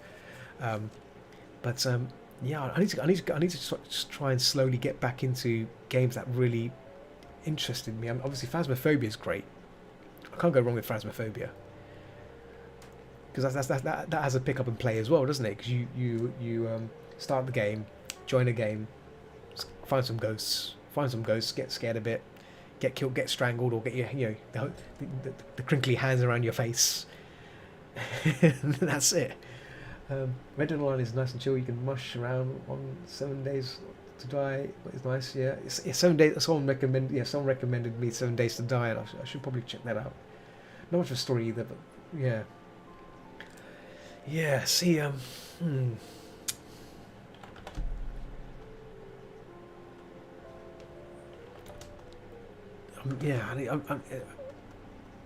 need to try and figure out what kind of games that interest me. I need to get back into that groove again, and not be such a boring git.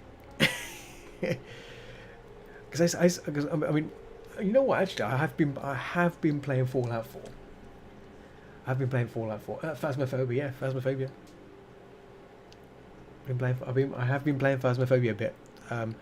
I've been playing it with a few new people that have never played the game before, so I've kind of becoming like a guide for them. So I'll stay in the van and I'll tell them what they should be doing, and until they get used to it. They're only on level 1 and level between 1 to 10, so they're still fairly new ghost hunters. So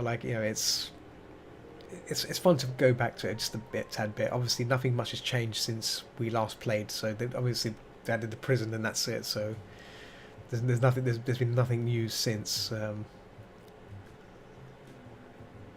not sure when they're going to add anything new. That'll be the day. But they're probably still working on it.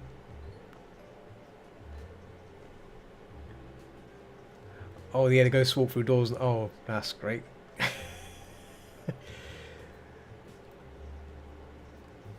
That's cheeky. So that means closing doors. So there's no point in closing the doors then. Is that the case? I still close the doors. You see, I still close the doors because it's the polite thing to do. Being chased by a ghost, just close the door.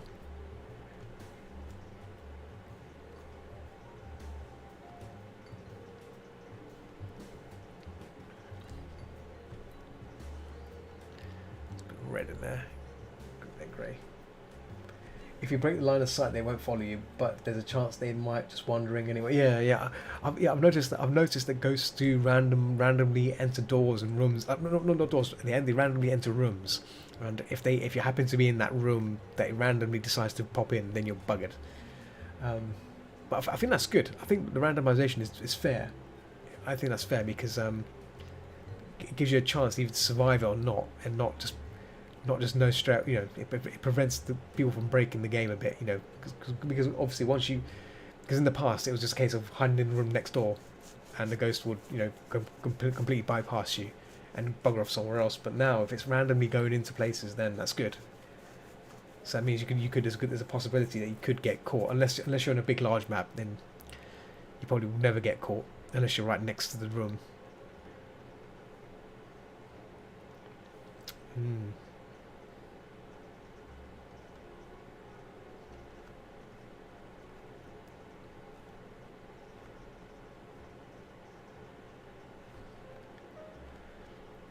I've also been playing a bit of what's it called? Yeah, like I said before, I've been playing Fallout 4. I don't know if you guys play Fallout 4, but either of you. I used to play Fallout 3, and I played Fallout Las Vegas. So it was just when Fallout 4 first came out, I wasn't too keen on it. But excuse me. Fortunately, someone gifted me that, so I thought I'd finally get a chance to play it. And obviously, I hate the fact that my own character can talk. I don't like games where your own character talks.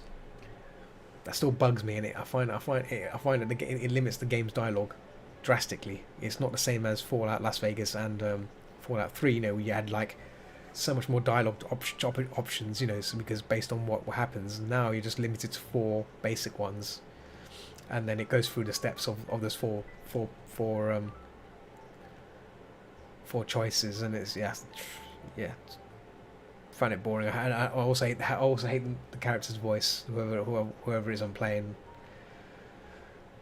I just don't find it at all useful. It breaks, for me. It breaks that immersion. It's like playing Skyrim. When you play Skyrim, you don't want your character. I mean, I don't want my character to be talking, because it feels like we're controlling. We're playing alongside that character. We're playing that character, the character that we made. In Fallout 4, it doesn't feel that way. It feels like we're basically controlling this character, this guy's story, whoever he is, or it's not your story. It's his story. But I mean, that aside, I mean, it's still it doesn't play as well as Las Vegas, because obviously it's by good old Bethesda. So there's some problems in the game. There's some things in the game which I find annoying, which is one of the things I played. One of the things I'd enjoyed about Fallout Las Vegas, which was done by Obsidian, I think, is that on the maximum difficulty, you can play the game. And you got the food and hunger and tiredness counter. So if you get tired, you gotta sleep. If you get hungry, you gotta eat. If you get thirsty, you gotta drink. That's fine. In this one, it's kind of got the same kind of features, but there's another problem they've added in here, is that there's no fast travel on the maximum difficulty. So on maximum, which is survival mode, basically, you have to manually run through the map to those locations. So if you forget something, or if you need to unload your items at a town or your safe house, whatever, you have to run manually back across that map to that location to store things. I know. In Las Vegas, it had that kind of option before, but that option you can customize a bit. You could customize that, but yeah, there's no fast travel. So I'm playing it on normal mode because I just couldn't be bothered. But yeah, that's kind of a disappointment. I don't think I'd have the patience. I don't know about you or Nuni. Would you either of you have patience to manually run back and forth across the map? You'd be like, yeah.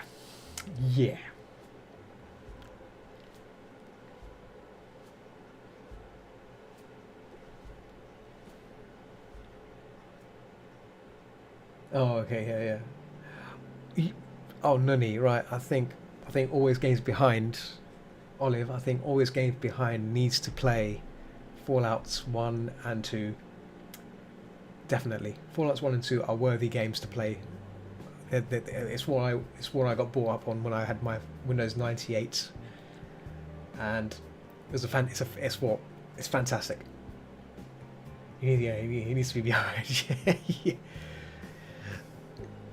See, one of the cool things about Fallout One and, well, I'm not sure about Fallout One, but Fallout Two kind of played. Fallout Two was more fleshed out. Um, One of the cool things they had is that you can set your intelligence to 0 when you make your first character, and basically what happens, because your intelligence is 0, when you have conversations with NPCs and stuff, it's just gibberish, and you talk like a baby. You talk like a baby with them, and certain enemies, certain people would basically think you're mad or something. Like, what are you talking about? You say Gugu Gaga, or your guns, like that. That's the kind of responses you'll make, like complete gibberish, because your intelligence is 0 or 1 in this case. Your conversations with other people is completely just simple, like a simpleton. But that's what made the game so fun, because you can do crazy builds in it, and you can see how. Seems you can apply any build you want and then see what happens, and react. The game will kind of, whatever you do is going to make it harder or easier.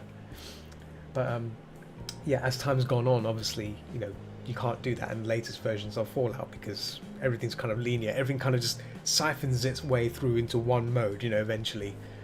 So it's kind of a shame, really. I think that's what makes RPG games like this so good, because you've got a world there. Whatever character you build, it should make your gameplay, the way you play the game, has to change with it, because you're now got problems. You're hamstrung by certain qualities. And I think, yeah, Fallout 4, I think, doesn't really have that. I'm not sure. I've not tried it yet, but if your character can already talk, that means your intelligence.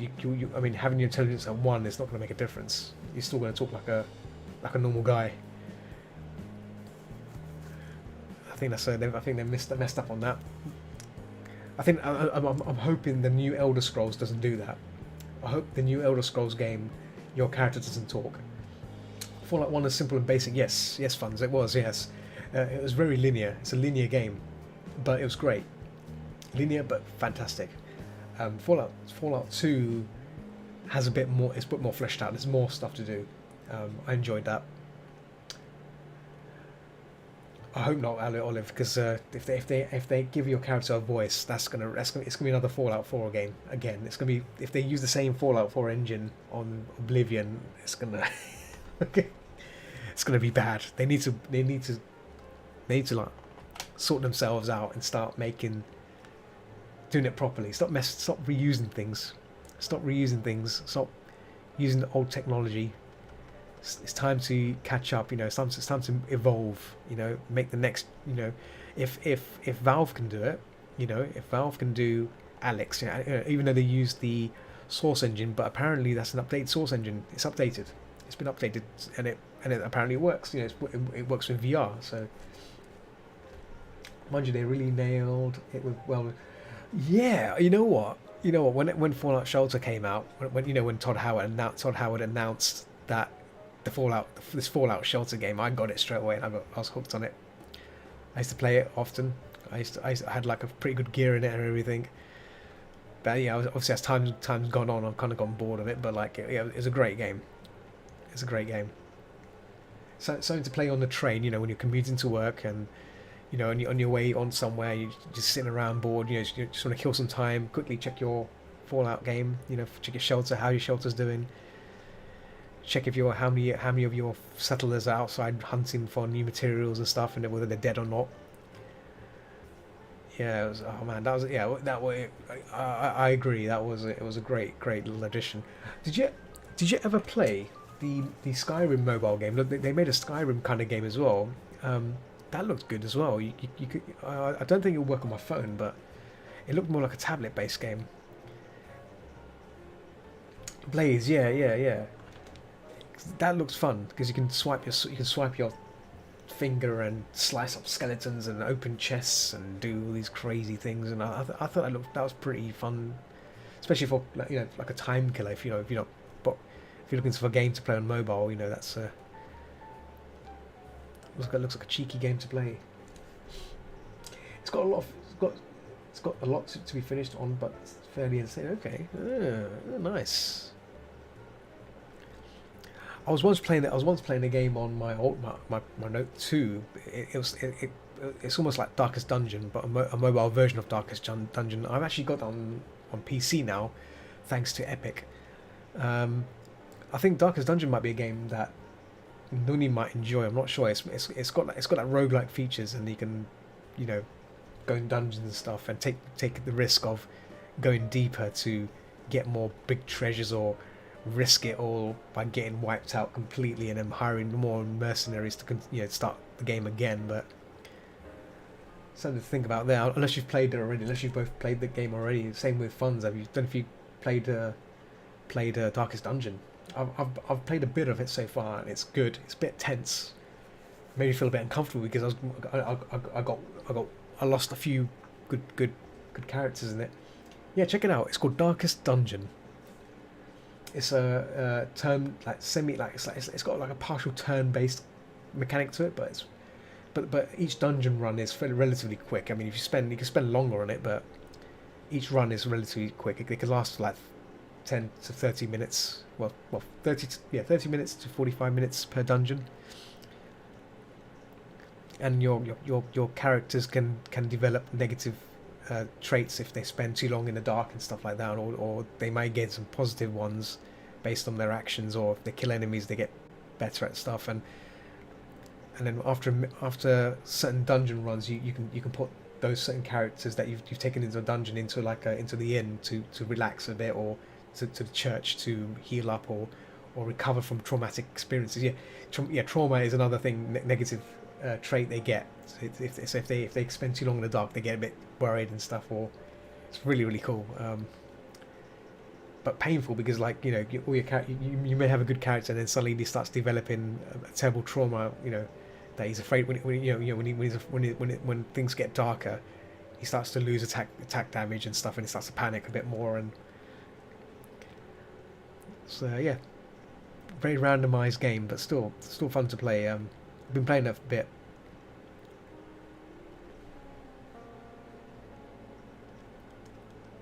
Darkest Dungeon.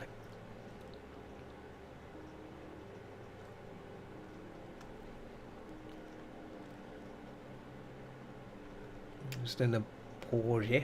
Indoor pausing. Yeah.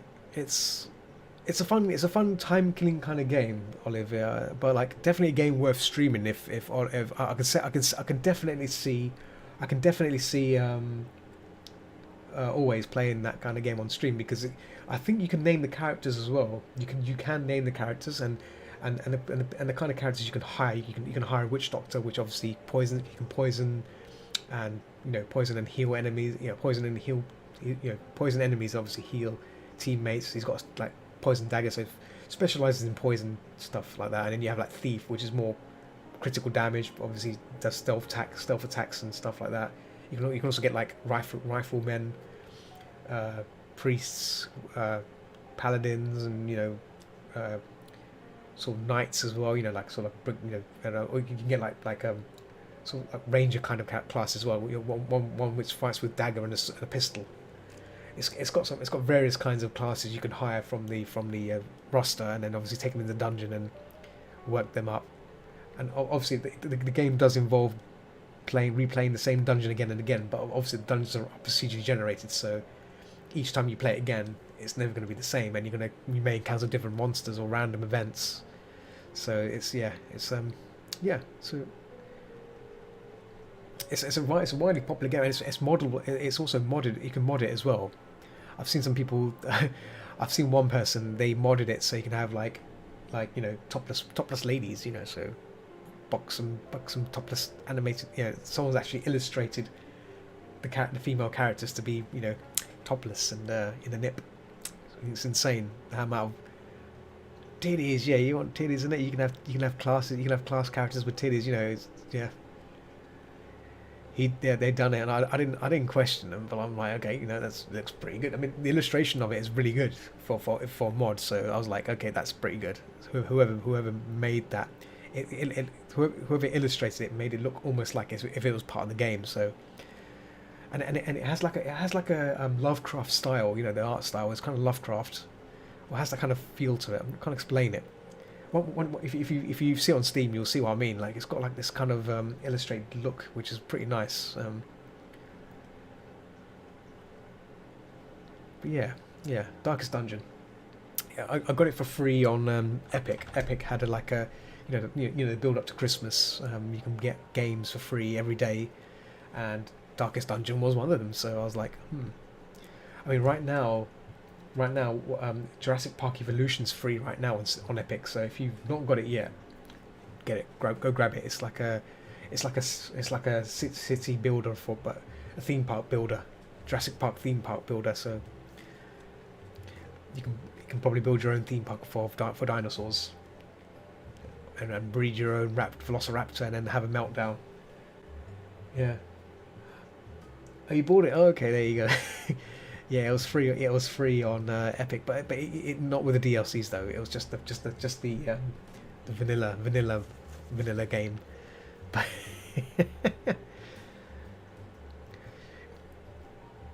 one game you guys need to get, and I'll keep an eye on it, is Deep Rock Galactic. Deep Rock Galactic. I think I mentioned it before a few times. So interesting FPS shooter and game. It's easy to pick up and play. Another game that I enjoy because I can just load the game up, join a game, play a couple of games, and then get back to work.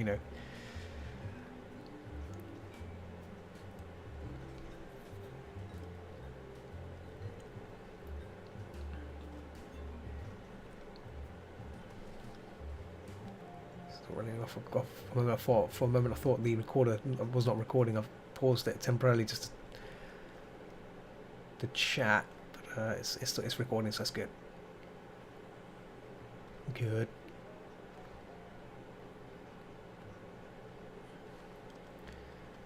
But yeah, there's like so many. You know what? There is actually one game I wanted to get, and I've not got it yet because the price of the game is still pretty high, and that's Terminator Resistance. And that's basically think of it as Fallout with Terminators. That's what it is. Fallout with Terminators. And no VATS. Doesn't have any VATS, so the game, you can't stop everything and aim at things. But the cool thing is you get to shoot Terminators, and you get to use the 40 megawatt phase plasma rifle. Oh, sorry, phase plasma rifle with a 40 megawatt range. That's when. That's what Arnie requests in the first movie at the gun store. And the gun clerk's like, "What? What are you talking about? We don't have anything like that. What you see is what you see in front of you is what we have." Yeah. So yeah, you get to use you get to use lasers and stuff. But the cool thing is it's got the game's got an RPG feel to it as well. So you got a bunch of skill trees like hacking, lock picking, stealth, weapon trees, so you can choose what kind of build you want to go for. I'm not sure how good those builds are, but can't go wrong with it. It's Terminator. It's a Terminator game, so it's set in the times of the future wars. So you get to see all this purple laser beams everywhere and all sorts of crazy stuff. Speaking of crazy stuff like lasers and stuff, I don't know if you guys remember. I don't know if Olive Tree might have been there or not. When I was streaming a lot way back when I started streaming, when I was playing video games and stuff, I streamed Blood Dragon, Far Cry Blood Dragon, which is like the 80s kind of shoot 'em up game, and I wore sunglasses whilst playing that. The thing is, I only played like 20 minutes. I think I played like an hour's worth of stream. Only played that much. I've not played it ever since. I should probably go back to that game. See how good it really is. I played a bit of it like on stream, and that's it. It's a bit of a shame, really, considering how popular it is. And maybe I don't know if you guys own that game either. It's really cheap right now on Steam, probably, but it's got high end reviews. It's got like dinosaurs that fire laser beams out of their mouths and stuff, and it's got like, yeah, it's got all crazy 80s stuff going on in it, and good music as well. Very good 80s kind of synthwave music. Laser dinosaurs. It's got laser dinosaurs in it. It's just insane. I've not actually seen any of them yet, but like I remember watching a trailer and think, oh my god, it's got laser dinosaurs. It's got dinosaurs that fire laser beams out. Yes, yes, and yeah, but yeah, I only played it via stream and like with sunglasses. I wore sunglasses, and that was a bad idea, but it works because basically the game's almost pitch black, right? That's fine, but obviously because you're wearing sunglasses, everything looks more black. But there's a lot of outline, like luminous outlines of, most characters, most enemies and stuff. They have like, like those luminous outlines, ridges and stuff to make it look 80s. You can see those things through your sunglasses, so it was all good. You can still see where you're going and stuff. So having that kind of 80s glow in the game just made it just worked. It worked. But yeah, highly recommend Far Cry Blood Dragon. Even though I only played like an hour of it, I thought it was damn good. It's just nonsense shooting with super weapons, and you got your awesome commando. Yeah, it was way back. I can't remember when it was, but I only played for like an hour or two, and it was, yeah. But it's damn good. It was a damn good game.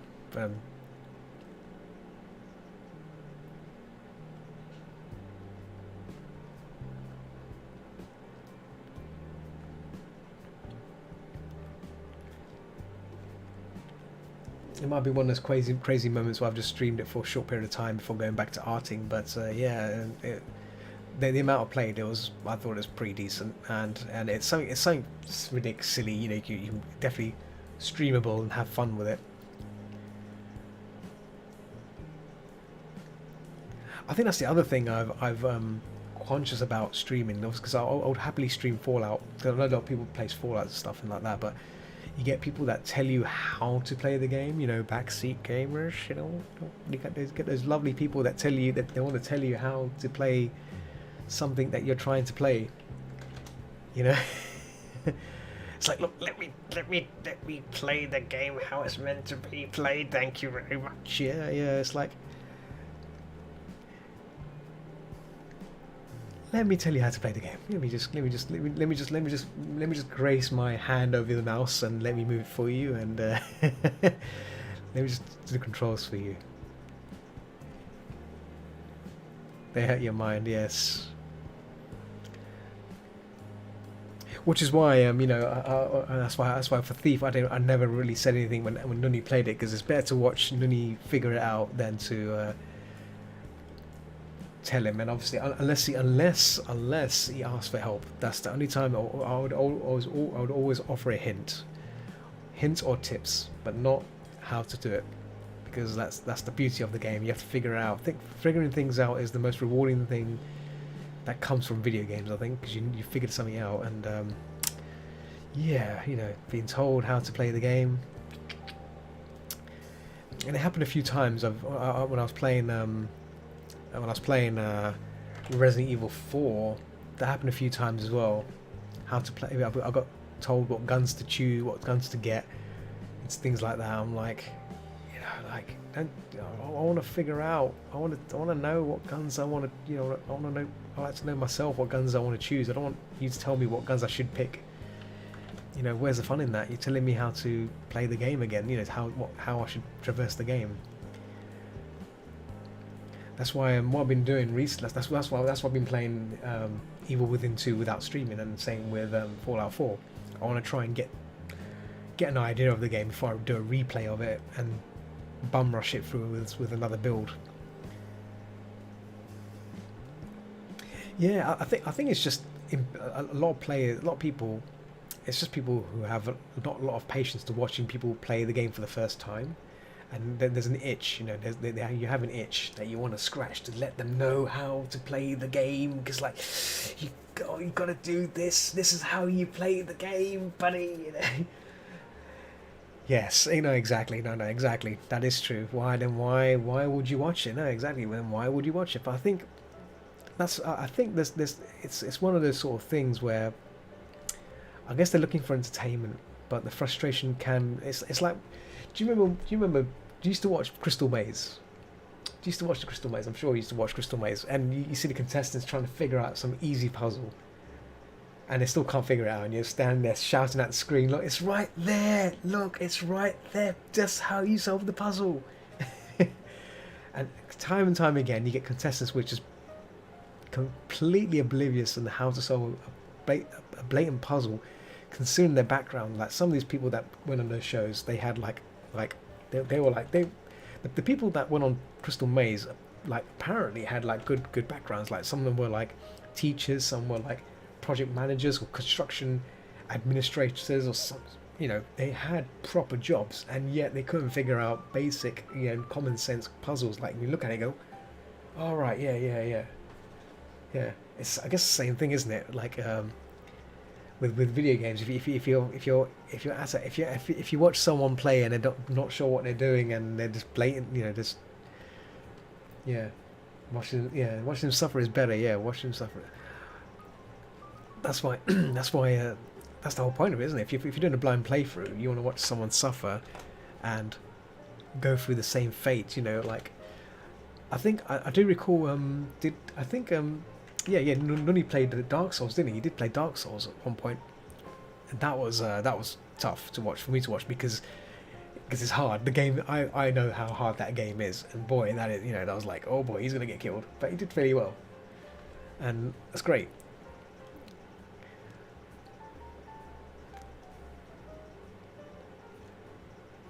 Because Dark Souls is not one of the, yeah, Dark Souls is not an easy game.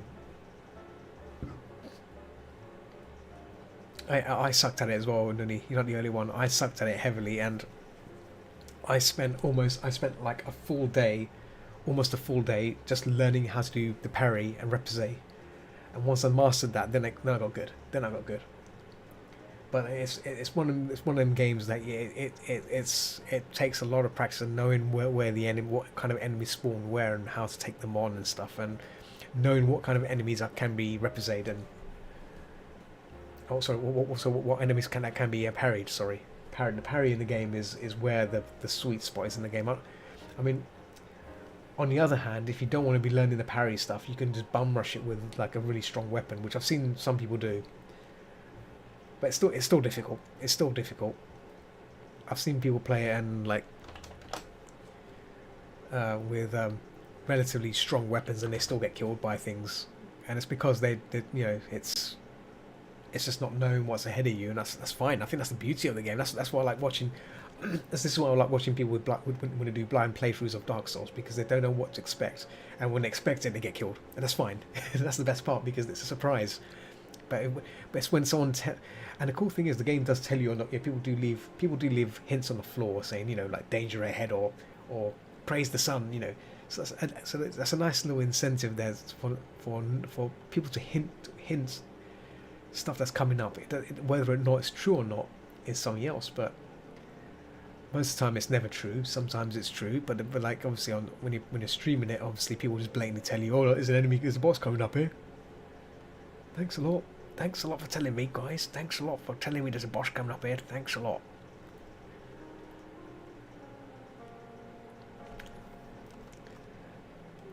But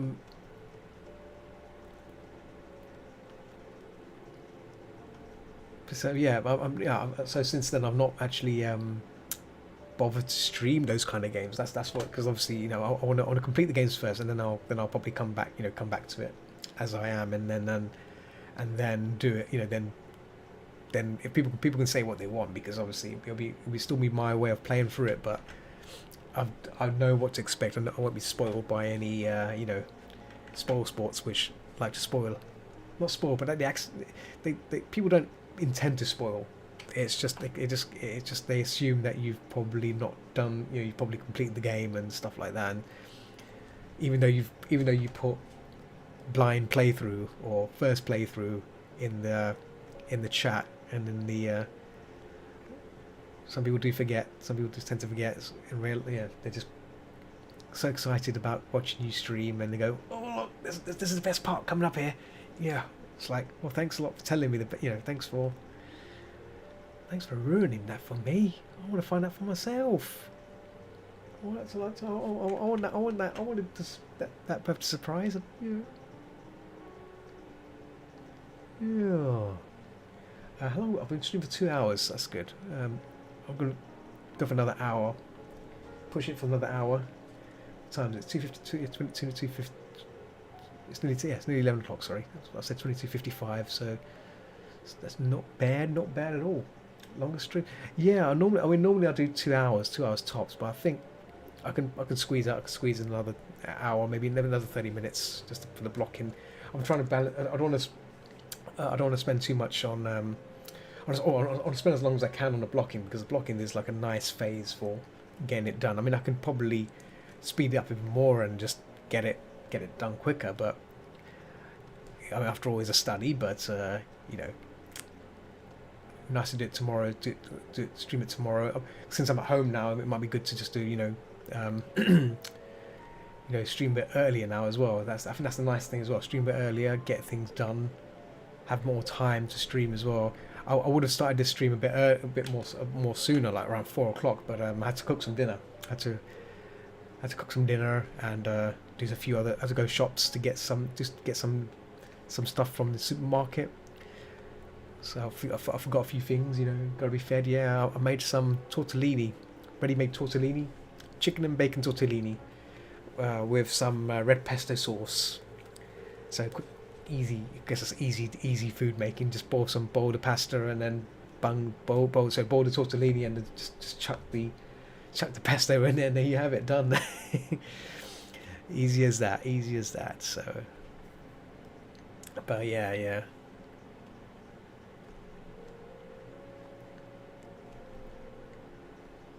How about you? What have you guys made for dinner? I'm sure you've made something exotic. You both made something exotic. Who's the cook in the house? I was want to know who's between you and Nuni. Who's the cook? Who's the chef? Who's the real chef? Pasta. See, I knew it. See, you're making pasta as well. Pasta. Good old pasta. He can't go wrong. Pasta's the best meal ever. We both cook, really. Probably more. Oh, that's good. No, that's good. Good. It's good to experiment with the foodies. Yeah, foodings. Yeah.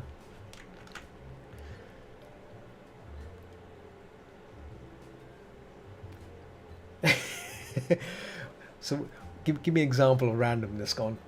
Tell me something random you've made and it worked. Or yeah. I need to know this. We call most of my cooking goo. Oh no, well, I need to know what you put into it now. This needs to be explained now. I'm curious. I'm curious. What do you put into your dishes that make it experimental? You don't put in like Eye of Newt and stuff like that. Eye of Newt, the like toenail of an ogre or something like that. Into a big broth. Blood of a bat.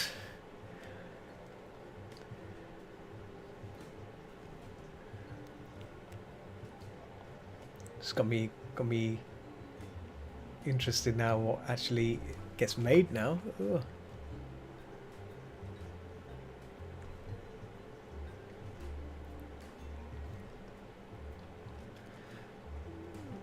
Brown there. Let's get some of that. Oh, a bit too strong there. Here we go.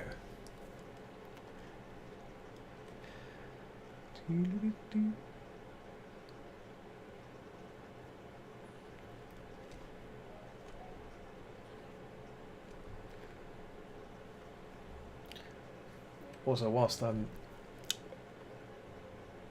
on another subject, quickly, I'm playing public domain music now. No copyright music, because since streaming on YouTube and everything, obviously YouTube likes to cut things down, so opens public domain, and copyright music is the way to go. Yeah, no more synthwave, basically. No synthwave or any game music. That all gets knocked out by YouTube, probably, if the owners still own the copyright to it. Stuff that works as creamy garlic mushroom thing with no recipe. Creamy garlic mushroom thing. Now that sounds tasty, because I do like mushrooms. and cream. Yeah, adds a bit more boldness to the boldness to the body, to the mushrooms. Yeah, yeah, that does sound tasty. Yeah, I like that. I found the mushrooms. There you go. Just fried the mushrooms in garlic and garlic powder. Yeah, I like garlic as well. They're two good things. A bit of salt. Made creamy with milk, butter, a bit of flour. Yep, there you go. Very, very nice. There you go. See, that's a pretty good experiment. Yeah. One that makes pride of most of one of I think that's one of my prize and joys at most of the time. It's just whatever's left in the cupboard or fridge. Yeah, that's fine. That's how it should be made. That make cooking whatever's in the fridge or in the cupboard, whatever. That's the way to do it. That's good. That's good. Just improvising on a dish. I like that. I like that. See, my diet so far, well, this year, or not this year, last year, sorry, has been mostly been boiled rice, and chicken nuggets. So it's like kind of like a katsu dish. treating the nuggets as katsu. So basically, I've got an air fryer. I just put all the chicken nuggets and potato croquettes. Those are crispy, the like tater tots. So basically, it's like mashed potato wrapped in like a batter, crispy batter. Put that into an air fryer.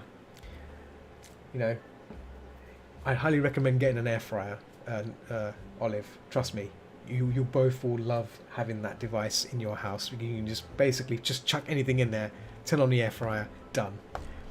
Think of it as an oven, a mini oven, because it's a fan. Think of it, like a fan assisted oven.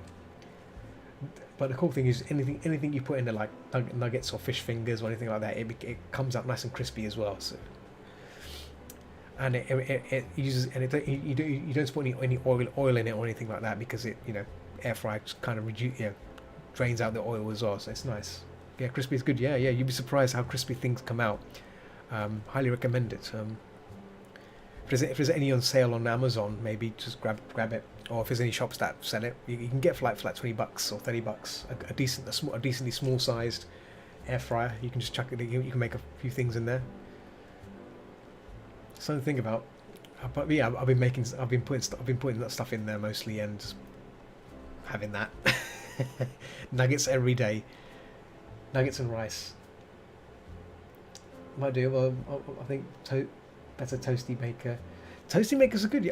You know what? I've got a. Do you know what? I'll show you. I'll show you it. I'll show you what I've got. Right.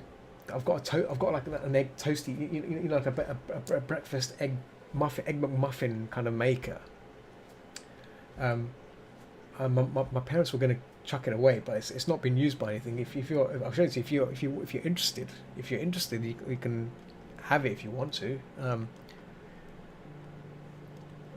that you mentioned it, because I've got no use for it. And it's never been used by anyone. And so if you want to make toasties out of it, muffin maker. It's like a muffin maker. It's weird. It's like a round circle. You put the stuff in, you stack the stuff in and close it in, and it does it. Does all its stuff. So I'll try to take a photo of it if you. Yeah, it's wild. It was a gift that my sister received from somewhere, and she didn't need it, so she gave it to her mum, and then now we've got it. And I've got nothing to do with it. It's already been opened because I just looked inside what it was, and I've not used it for anything. No one's used it for anything, so it's just sitting there in a box doing nothing. So I was just thinking it might be good to give it away to someone that may want it. So if I send you a photo of it, if you still think you want it, I can have it posted or something, packaged up or something. Give it a good home. Unless you got too many utensils and stuff in the kitchen anyway to have another device.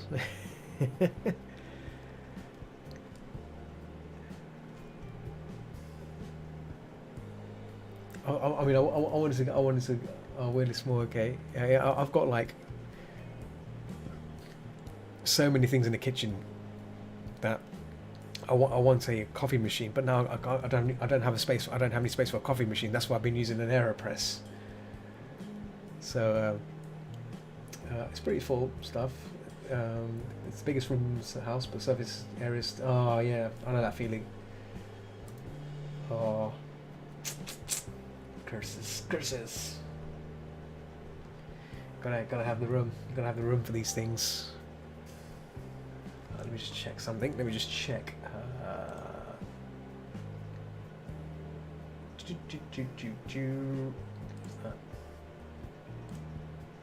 One second. Just checking if the live stream is still running. Yes, the Twitch stream is still live. I got one random like from someone who's watching probably on YouTube, which is nice. That doesn't help half the. Doesn't help the half. It's full of reptiles. Oh my goodness, you've got like a zoo going on there. Yeah, that's fine. You know, you're having a little collection of animals. You know, reptilians. You know.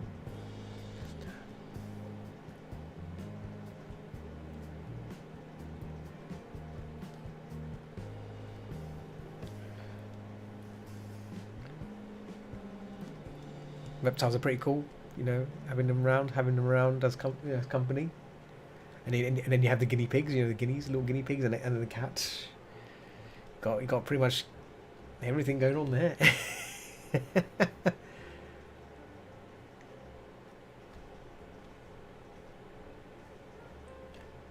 Yeah, I told you the most interesting. Oh, really? Why are they interesting? Do they have do they have a bit of character to them? Do they don't do any weird dance on the lily pads? They look like little you know, like a cabaret dance, you know, when you're not looking, with a little top hat, and then sit back down again as if nothing's happened, looking miserable, like. Okay, are they not looking? Okay, they're not looking. Okay, let's do a dance now.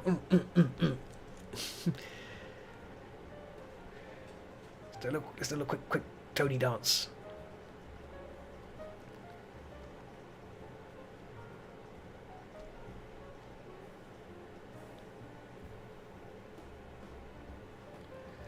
Our snake is a sand boa, so we just have to have box of sand. A gecko is elderly, so he just hangs in the. Yeah, okay. And so have a lot of sass. They bite on your finger if you're moving stuff around. They shout a lot. Oh, that's awesome. They're very picky about their abode.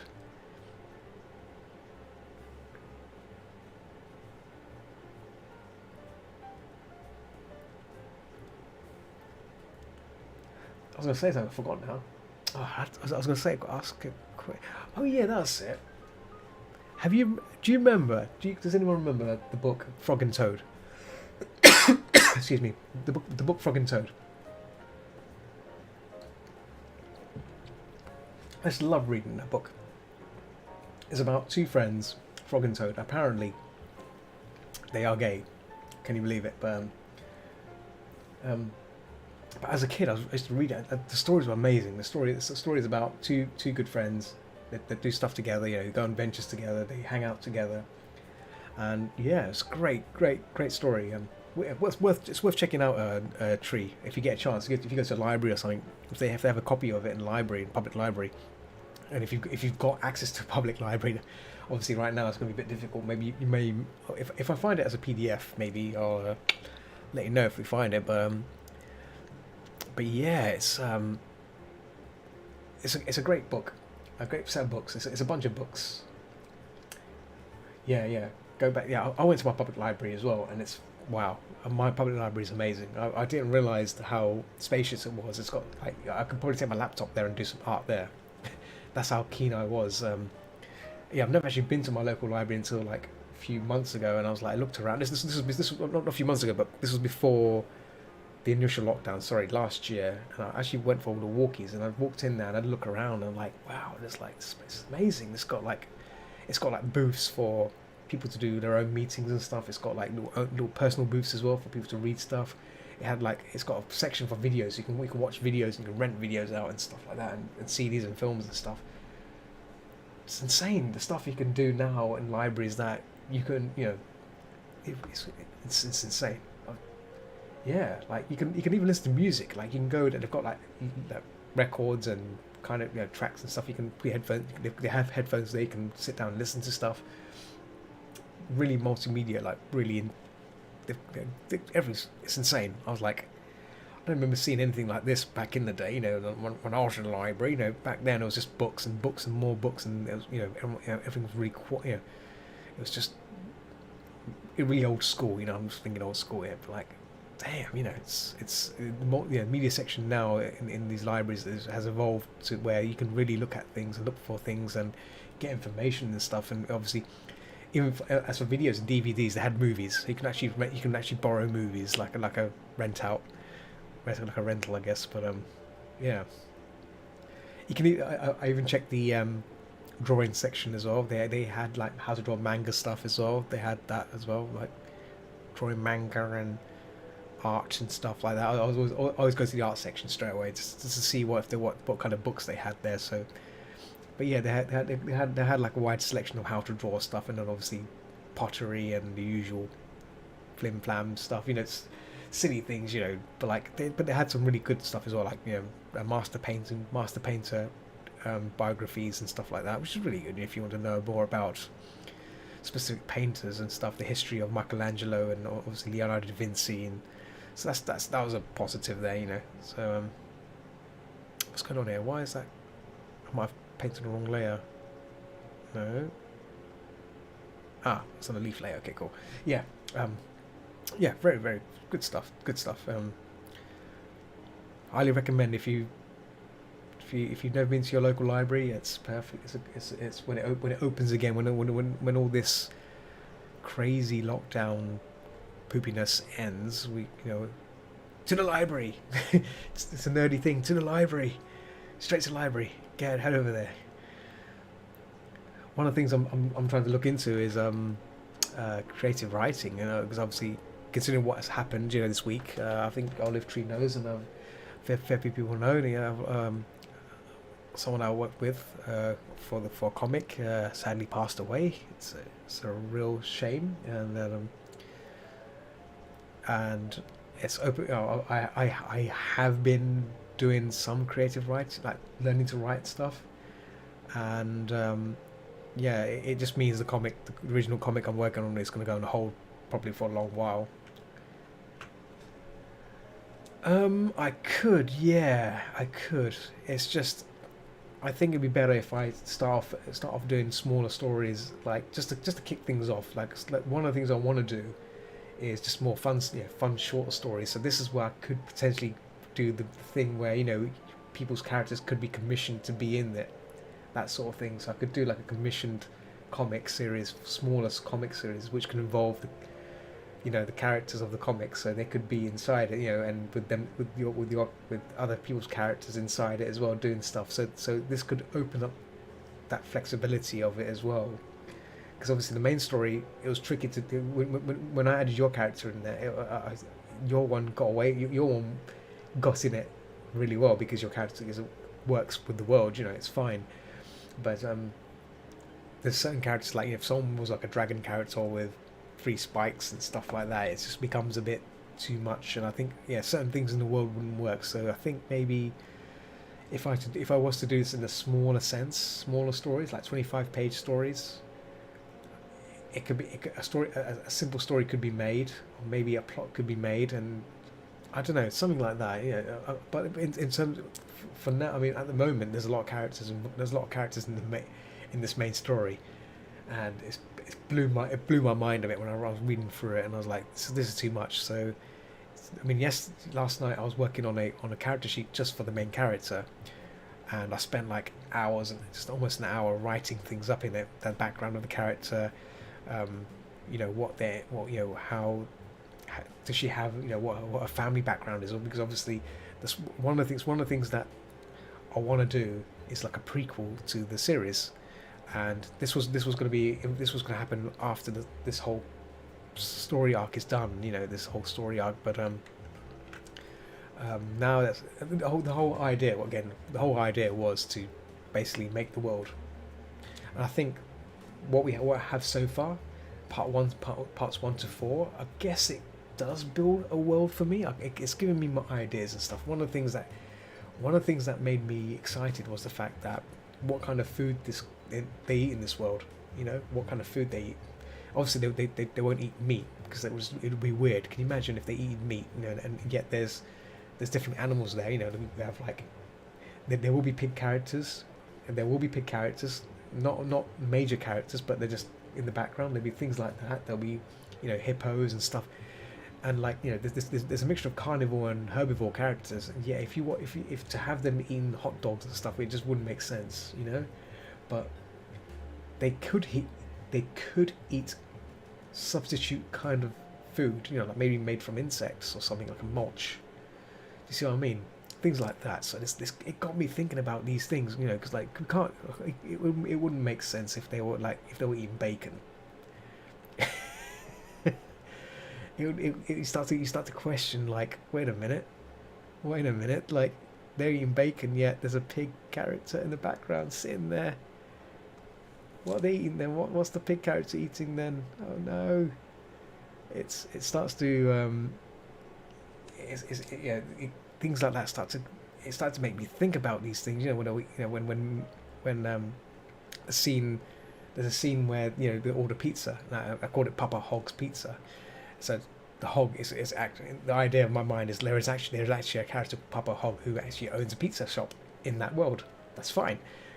But what kind of food does he make? Obviously, if you order pepperoni is probably made of pig or some form of animal. But it's, you know, I mean, these things like start to run through your mind. It's like, oh, now Beastars is a grey area. Oh, Beastars is dark.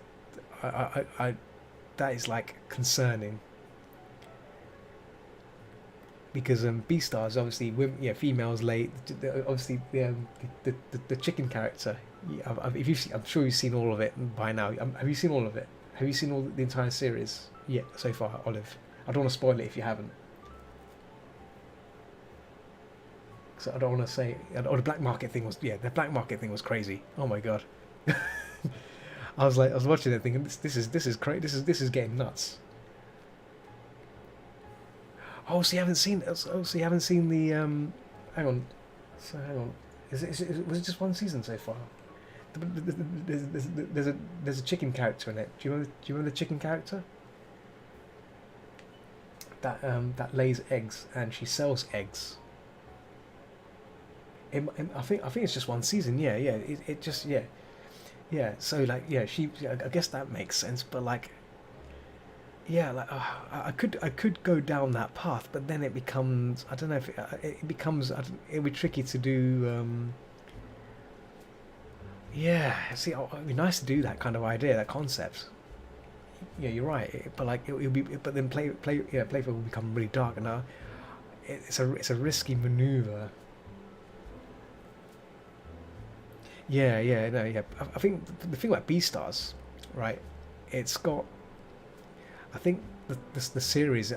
This is me speculating. I think the series is tackling the social structure in Japan. I think, you know, they have like these people which have certain power over the smaller people. I could be wrong. I'm just speculating on how they've done this, or how it's written, and but I could be wrong. You know what? I know someone that has the full comic series. I might have to. You know what? I might try and borrow the comic off them, the whole set, and I'm just gonna read it. I'm just gonna read the whole comic. I think it'd be good for me to really get some inspiration as well, and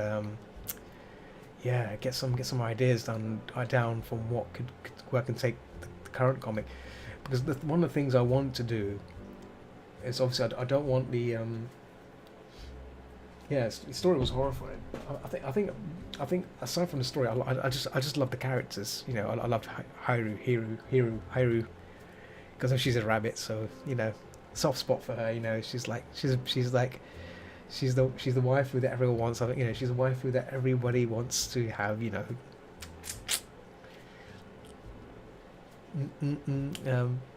But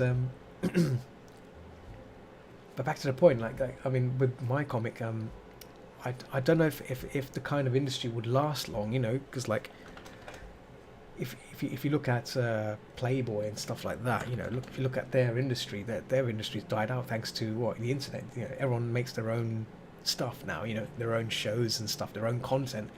Why would you want to pay something like, you know, something like Playboy for content? Why would you want to pay any company for content? You know, when you can get it for free, made by people. So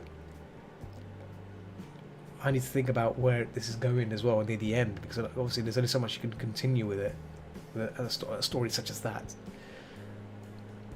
So the other part of me is thinking maybe I'm overthinking this. Maybe I'm overthinking this, where this is going in terms of such a thing. It's not going to last long. Such a thing may never last long. You know, and yeah, they're bigger on the internet. Yeah, so maybe I'm just thinking maybe I should just think of stories which are more just different settings.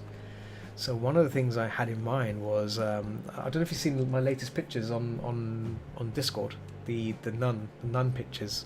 I was thinking of doing like a nun comic, a short nun comic with the nun having a bit of, you know, fun with sinners. You know, maybe have like a short story about sinning, and you know, that she has to deal with these sins and stuff, these sinners and stuff.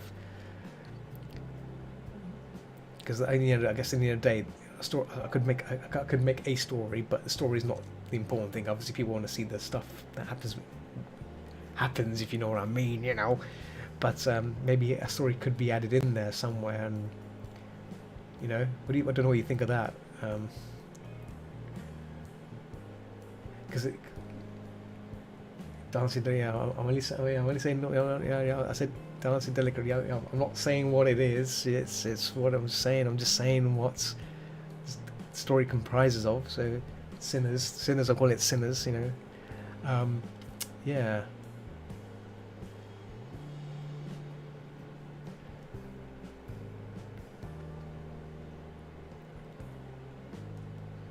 So yeah, I'm just thinking of making like stories like that, you know, which are not based around anything, you know, like make fun stories, and because that obviously, if I do like a proper story, it's gonna be difficult to continue, especially with the kind of industry the comic's based on. And I think that's my concern is it may not last long, and then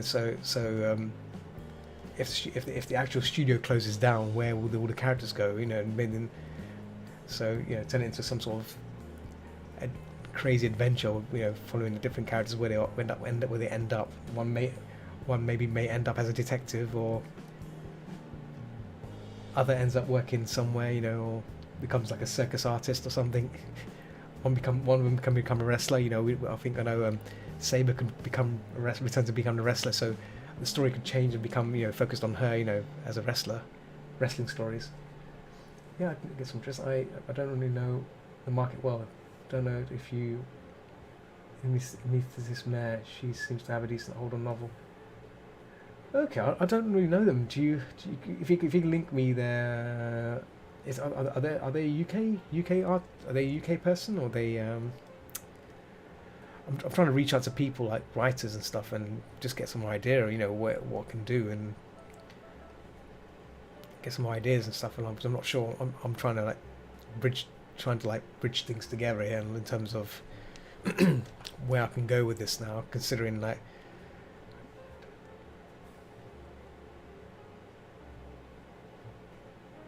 I don't talk a lot. Yeah, okay, yeah, so that'd be great. That'd be grand. Yeah. Drop me on Discord, and I'll maybe I can ping. You know, I think networking is very important nowadays. You know, so it's good to.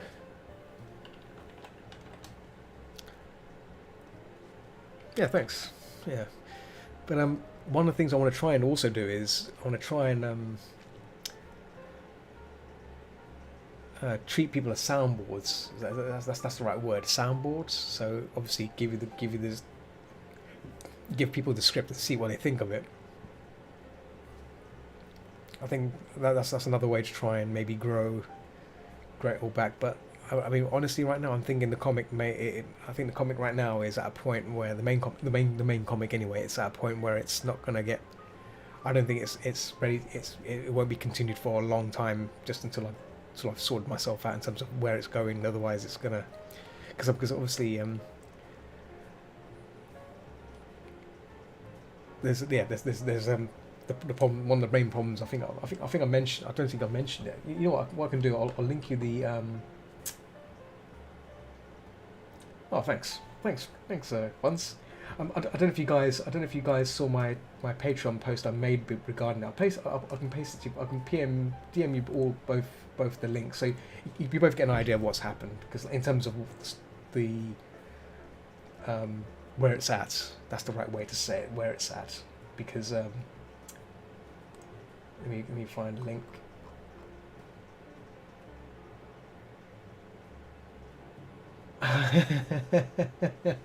Oh, is that so?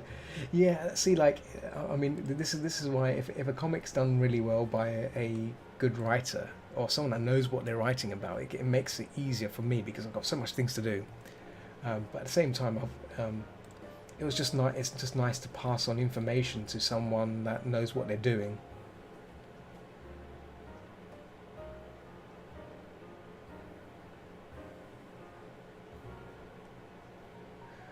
That's very kind of you. I'll be honest. I mean, I don't know when the comic will continue. That's the problem. I mean, the patron's still there for supporters for the content. I mean, I generally just make illustration content, but I want to try and make comics for myself. So, if you want to happily support that, by all means, be thankful. But yeah, I'd rather be honest about it, and then it's just wishful thinking, considering the situation right now. Because I think what I've learned is getting a writer is one thing, but obviously what's happened. I mean, in fact, let me DM you. I can probably just paste the link here actually. Hopefully that will go through. There you go. So that's the post I made a few days ago. This covers what's happened. So if you want to have a read of that, and then hopefully I'll give you an idea of like a scope of what the situation is. But yeah. Where it stands is it stands on a knife edge really. I'm thinking it's best to let it end on that part, and then I can work on other stories which work in that universe. So they're separate stories, separate stories, short stories that work in that universe, and that's it really. And just it kind of it'll build my knowledge of writing. Which at the moment is zero. I ball plop writing, and obviously I don't mind hiring a writer, but it's it's a case of knowing what it's a case of finding a good writer or who knows who feels passionate about it. But I've seen a lot of artists that write their own stuff, so I think maybe I should just rather than relying on other writers, I should just probably go at it and make the most of it. But if people are just there to see the nice art, then I can just make some nice art. But then, yeah, my general idea was to give these characters a sense of life, give them a sense of depth. Yes, no, read a lot of books. Yes, read a lot of books. That's definitely a way forward. I think I should probably start doing that. That's the other thing. I wasn't much of a good reader, Like the only books I ever read were Redwall books by Brian Jakes. Don't know if you heard of Brian Jakes Redwall. Redwall's. I enjoyed that. It's really good stuff. Yeah, great book series. Yeah. I got another book from him. I found it in a charity shop of all places. I was looking for a charity shop and I saw Brian Jakes books there. I'm like, I'm taking that with me. Paid like a couple of bucks. Yeah, Brian Jakes. It was good. I loved his books. And the thing is, I started reading his books. Picked up 7 on a charity. Oh, nice. I mean, I started reading his books before. I mean, I used to watch the TV series Redwall. So I kind of got addicted to watching that, and then I went backwards from there to read the books. So. Yeah, it's. I'm just glad I came across him. It's a shame he passed away as well. Again, he's a writer that he died fair few years ago. But it would have been nice if if a convention or such called him in for for guest of honor, because his books have the kind of fandom related stuff, that would have been so good. I'd be fanboyed. I'd be totally fan. Like, that would give me a reason to say that is a guest I wanted to have. But it's a shame he passed on. He passed away. Another person that would be good to have, maybe like as a guest or something like that, is the writer for Animals of Farthingwood. I've not read the books, but again, it's a memorable book, memorable story, memorable series that a lot of us are aware of. It's kind of what we grew up on, right? Like we watched the show, I guess, but I guess most of the shows, I think the show does copy the books in some sense. I think certain characters are still alive, but that's typical for animations and stuff, to cut things out, just to tweak the script a bit, just so things work. Let me pause a second. Let's have a read of this. There's a lot of text here. That's fine. I have a few comic books, comics in idea, but little times. Yeah. So see, I'm more of a visual person. This is why I hired a writer to help me with the writing stuff. But at the same time, I did read the scripts, and I said, like, I don't like this, I don't like that. Can we change this? So I guess the writer was more of a ghostwriter kind of person, But like at the same time, I gave them some freedom to create their own elements to the story, so it works, So it's nice to give a writer some freedom, I don't want to be hamstringing them, you got to do whatever I tell you. This is how I want it. I kind of said, this is what I want. These are the characters. Feel free to add whatever characters you feel is necessary to make the comic work. Add some other things in there if you want to make it more spicy, whatever, and then show it to me, and then and it worked.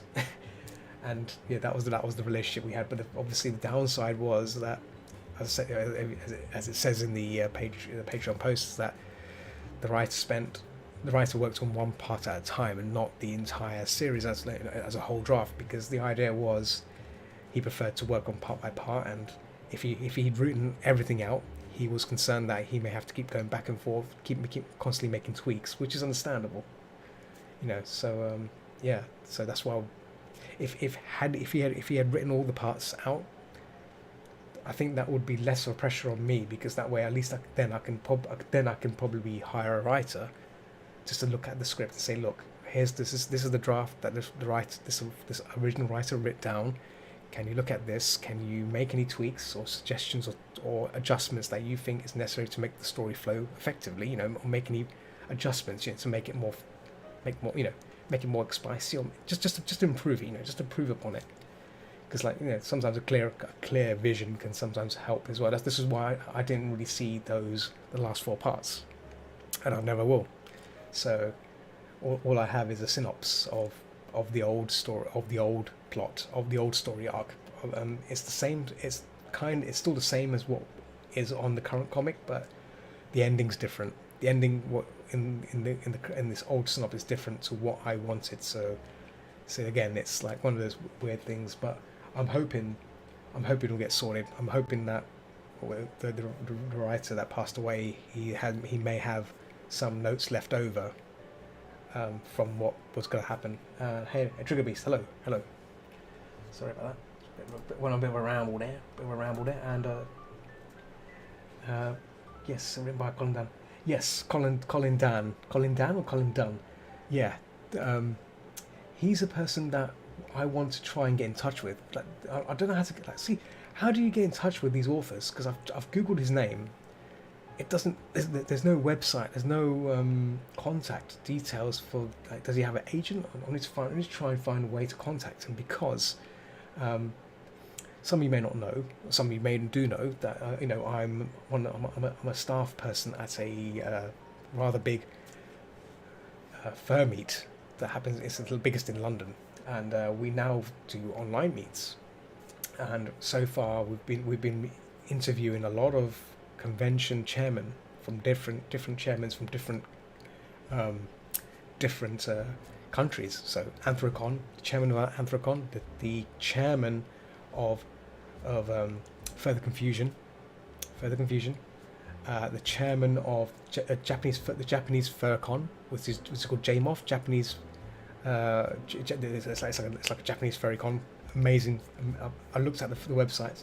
Let's do some. It's bloody amazing. It's bloody amazing. They have some amazing stuff that they do there, and the costumes and stuff look amazing. But it's in Japan, so like we basically we're trying to reach out to people to come in for an interview on Discord, and do like an online chat with them and see how lockdowns affected them, what they do, a bit of information about them. I think having someone from a skill background, in this case like Colin, would be a really good, amazing thing to have a little chat with him about what made him think about what made him create Animals of Farthingwood, why, what inspired him, and maybe perhaps give some information, get some feedback, get some tips back to people who are listening, like what tips can he give to inspiring writers, wannabe writers, what tips can he give, things like that. It'll be that'd be so good.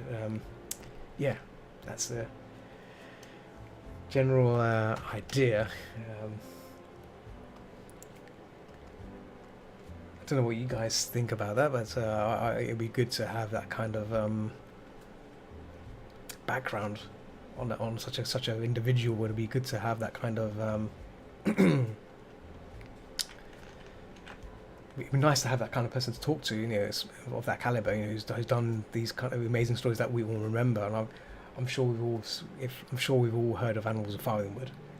If we haven't heard of Animals of Farthingwood, oh boy. When I say Animals of Farthingwood, it should bring back memories. Some may be terrifying, but it's all in all, it's a doozy. It's a doozy. And we are getting. I think we're kind of 10 minutes away of ending the session because I've been 3 hours now. No, that's true, but it's a show that's. But you've seen the show, and yeah, it's a show. I guess it's the show element that we can bring him in for, and then you can talk about his story and maybe talk about that. Talk about his writing and what other books he's done, and it's just an idea. Something with a bit more professional background, because obviously so far we've been interviewing people from convention staff. The other choice was having a round table, so have some people from the UK who are writers to come in and have a chat with other writers in a circle, and obviously our chairman would interview them. What inspires them to write, and maybe they can give tips out. So it doesn't have to be. I thought it'd be nice to have like someone on a professional level, but at the same time have maybe a round table of people in the fandom who are already good writers, and maybe they can share their thoughts on writing and stuff like that. So it's something we want to try and do this year, since 2021. Because a few months ago we did a round table of costume makers round table. So we had like a bunch of costume makers who talked about we showcased their work, and we talked about what problems they faced when they were starting their own business, when they started their own costume, what problems they faced and stuff like that, what inspired them to be the makers they are right now, and things like that. So it's not just I guess it's something to give back, especially in this time, in this crazy period where we're locked away, we can't talk to anyone, and we can't go to any meets. And I think knowledge of that caliber is always good as well, because it gives people some inspiration to maybe try something themselves. And I think with writing, definitely for me, it'll be handy. And yeah. Where do you guys host? We host it on our Discord server. So if you go to London first, let me send you a link. I'll post the link on in chat. London first. There we go. So we got our own Discord group, and then we post on there. We post on there. We have an event room where people join, and special talkers. Obviously, everyone else can't talk, but those people that can talk or who are given permission to talk will talk, and we listen. Everyone listens in. It's like a podcast, a live podcast, and obviously we also record it as well. So when the 1 hour session is done, we then upload it on YouTube. Job done. We also stream it on Twitch and YouTube as well. So we've got like an online presence as well with that as well. So if you can't make it to Discord, you can always listen to it via Twitch. So yeah, it's pretty cool. It's a nice way to it's a nice way to keep the events running. You know, when there's no meets, we're still running these events, and we also have an art jam section as well. So we have like we use it the Agio.io site. I don't know if you heard of Agio, which is a nice cool. It's like Open Canvas but online. I'm sure you remember those drawing share boards, but this one's pretty cool. It almost runs like Photoshop, so you can draw with other people, have layers and stuff. You can do all the brush settings and stuff on your browser. It's really cool and really powerful. You can have a lot of fun with that. So yeah.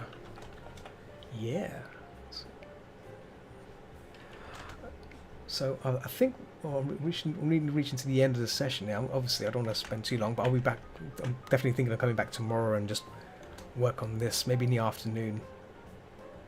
And then in the evening, I can do not safe for work stuff on Picato to just balance it out. Because I've not been doing any not safe for work stuff. I've been doing the safe work stuff right now. I am streaming on Picato, but it's all clean whistled stuff. You know, cleanly whistled. So it's a nice incentive to balance out the workload.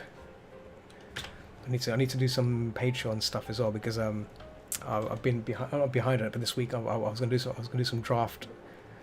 I was going to complete the draft illustration of some deer girls. Deer girls are lovely. So I want to try and work on that tomorrow. I'm just starting my Patreon stuff again. You just do it, Tree. Don't hang about. Don't slack about. Get it done. First foot forward. Get it done. And I'm sure you will succeed. Happy slacker, yeah, all that. Yeah, slacking by being a bandit in Red Online.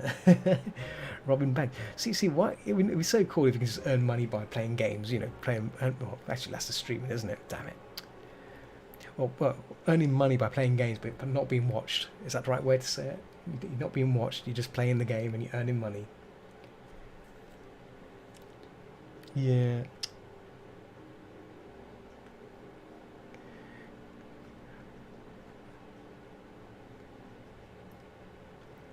Do you know something? I've not seen Squirrely play. You know, Squirrel. I forget his name. Squirrel. That's the Squirrel fella. I've not seen him stream in a while. I hope he's okay.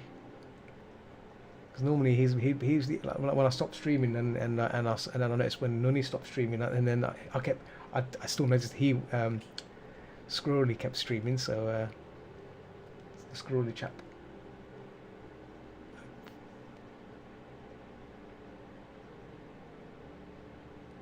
Oh, you're really popular. Yeah, okay, that's good. Yeah, I'm not. Yeah, I mean, every time I logged in, I've not seen him stream. So, oh, oh. I thought I'd ask if. Oh,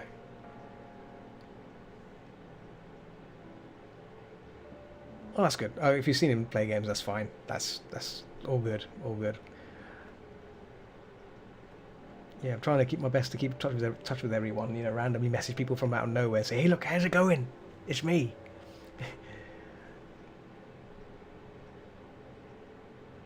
Oh, okay, yeah. If he's been playing on Steam, that's great. If he's doing something, that's great. I didn't see much. I didn't see much of him on Twitch because I've been loitering on Twitch quite a bit recently, and he's alive. That's good, very good. That's all I wanted to know. It's good.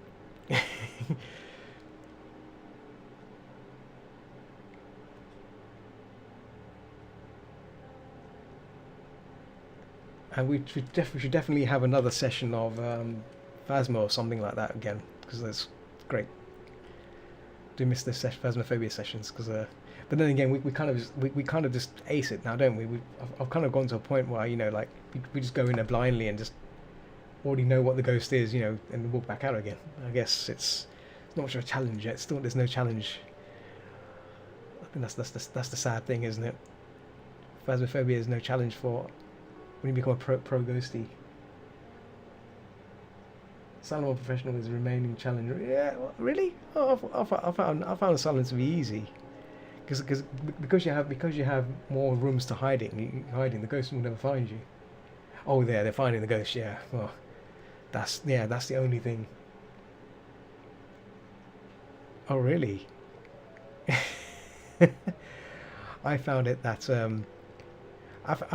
I get a bit impatient with Asylum. It's like, whoa, like, checking every room. It's like, come on, where is it? Where's the bloody room? Where's the room? Oh, you found it. Thank God you found it. Oh, let's find out what it is. Right, we found out what it is. Let's get out. We know what it is. I've only died once on it, and that's because it went. Basically, I was hiding in the corner of the room, which was in the corridor, and somehow the ghost went through the wall, and somehow got me through the wall, even though I was nowhere near the near the front door. So it got me through the wall somehow. So that was sneaky. That's the only time I've ever died on Asylum, and then I had to sit and wait and watch these two players trying to figure out what's happened. That took ages. Oh boy! If you die on Asylum, prepare to wait.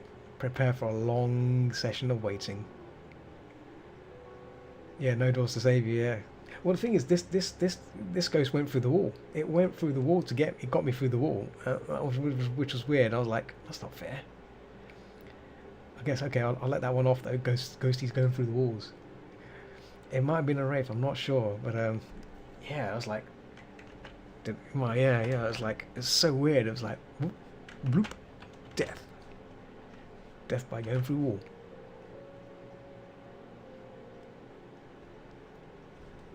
Grr.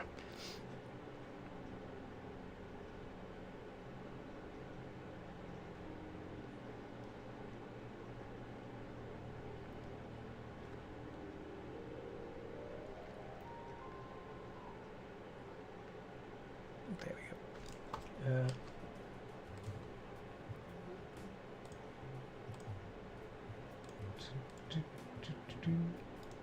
Oh, cool. It's on loop still. Thank God for that. For a moment, I thought the music was playing like non-copyrighted material, and I'll be like, no, not copyrighted material. Oh. That's the thing. Yeah, you know what? I was crouching in the corner, I was crouching in the corner. So basically, we just pause the recording here. So I was like, I do a new file here. Let's do a new file quickly, so you can see on the shot on the image here. So this was the ground floor basement level of the asylum. So here's the corridor, or one of the many corridors, and I think the ghost was in this one little box room, which is fine. I was in a room, I think there's like a stock room here. Fine. Stock room here with a bunch of shelves and stuff. That's all fine. So I was in a room here. I think there's a room here. And I think there's another room here as well. Oh, like that. I was in a room here as well. So, whoops. Some fine art, yeah, illustrating the rooms here. So, I think I was in a room further, well, 2 doors down, I think. But the thing was, I was there, and somehow it got me through the wall in that corner. So I was there. The ghost was there. And so come. It was a crawling one. It was a crawling. The girl that crawled on the floor. Yeah, it could have been a wraith. Yeah, it might have been a wraith then. But yeah, there's one that she crawls on the floor. But I thought she was just crawling, and then she just went like that. I must have like saw my head peeking through the wall or something. And then I got like that,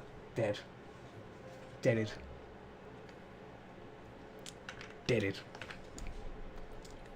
It's not fair. I wanted to keep my money. Yeah, yeah, saw my head peeking through the wall because I got a tiny head. My tiny head didn't save me. You know, the broad. I think it might have been the broad shoulders because I always pick the guy with that with the guy with the tiny head and big shoulders. Damn it, the shoulders got me pinched. Damn. Okay, we reached the 3 hour mark. I think I'll end it here for tonight anyway.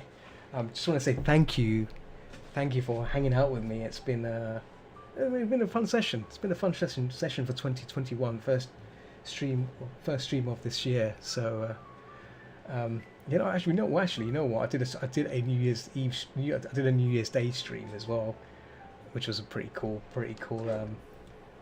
thing. You know, it was a not safe for work one, but it was pretty good.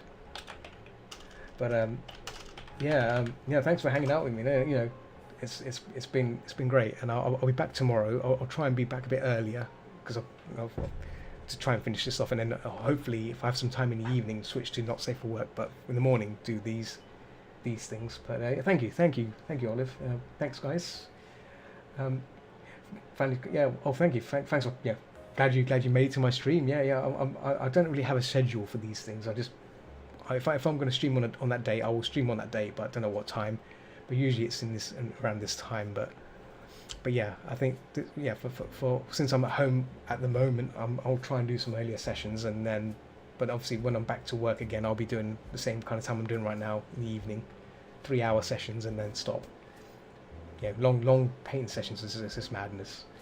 But yeah, thanks for joining me, guys, and I will hopefully see you guys tomorrow. And yeah, stay safe, and keep watching the skies. Keep watching the skies, and I will see you soon. Ciao.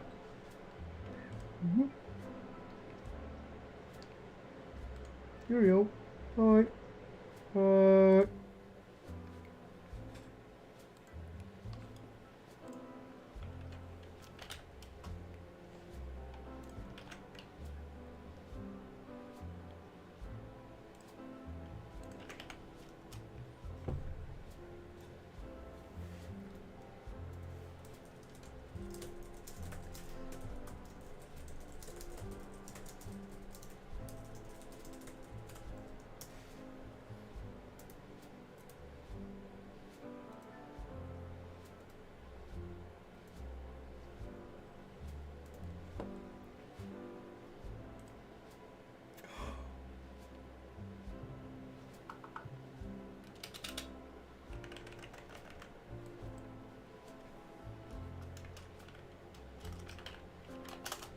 Can you still hear me? Oh. Testing. Ah, if you can still hear me, they should. Oh dear. How's that possible?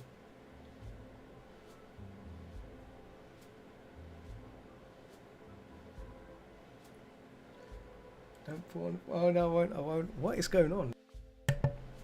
Yeah, as soon as I'm gone now.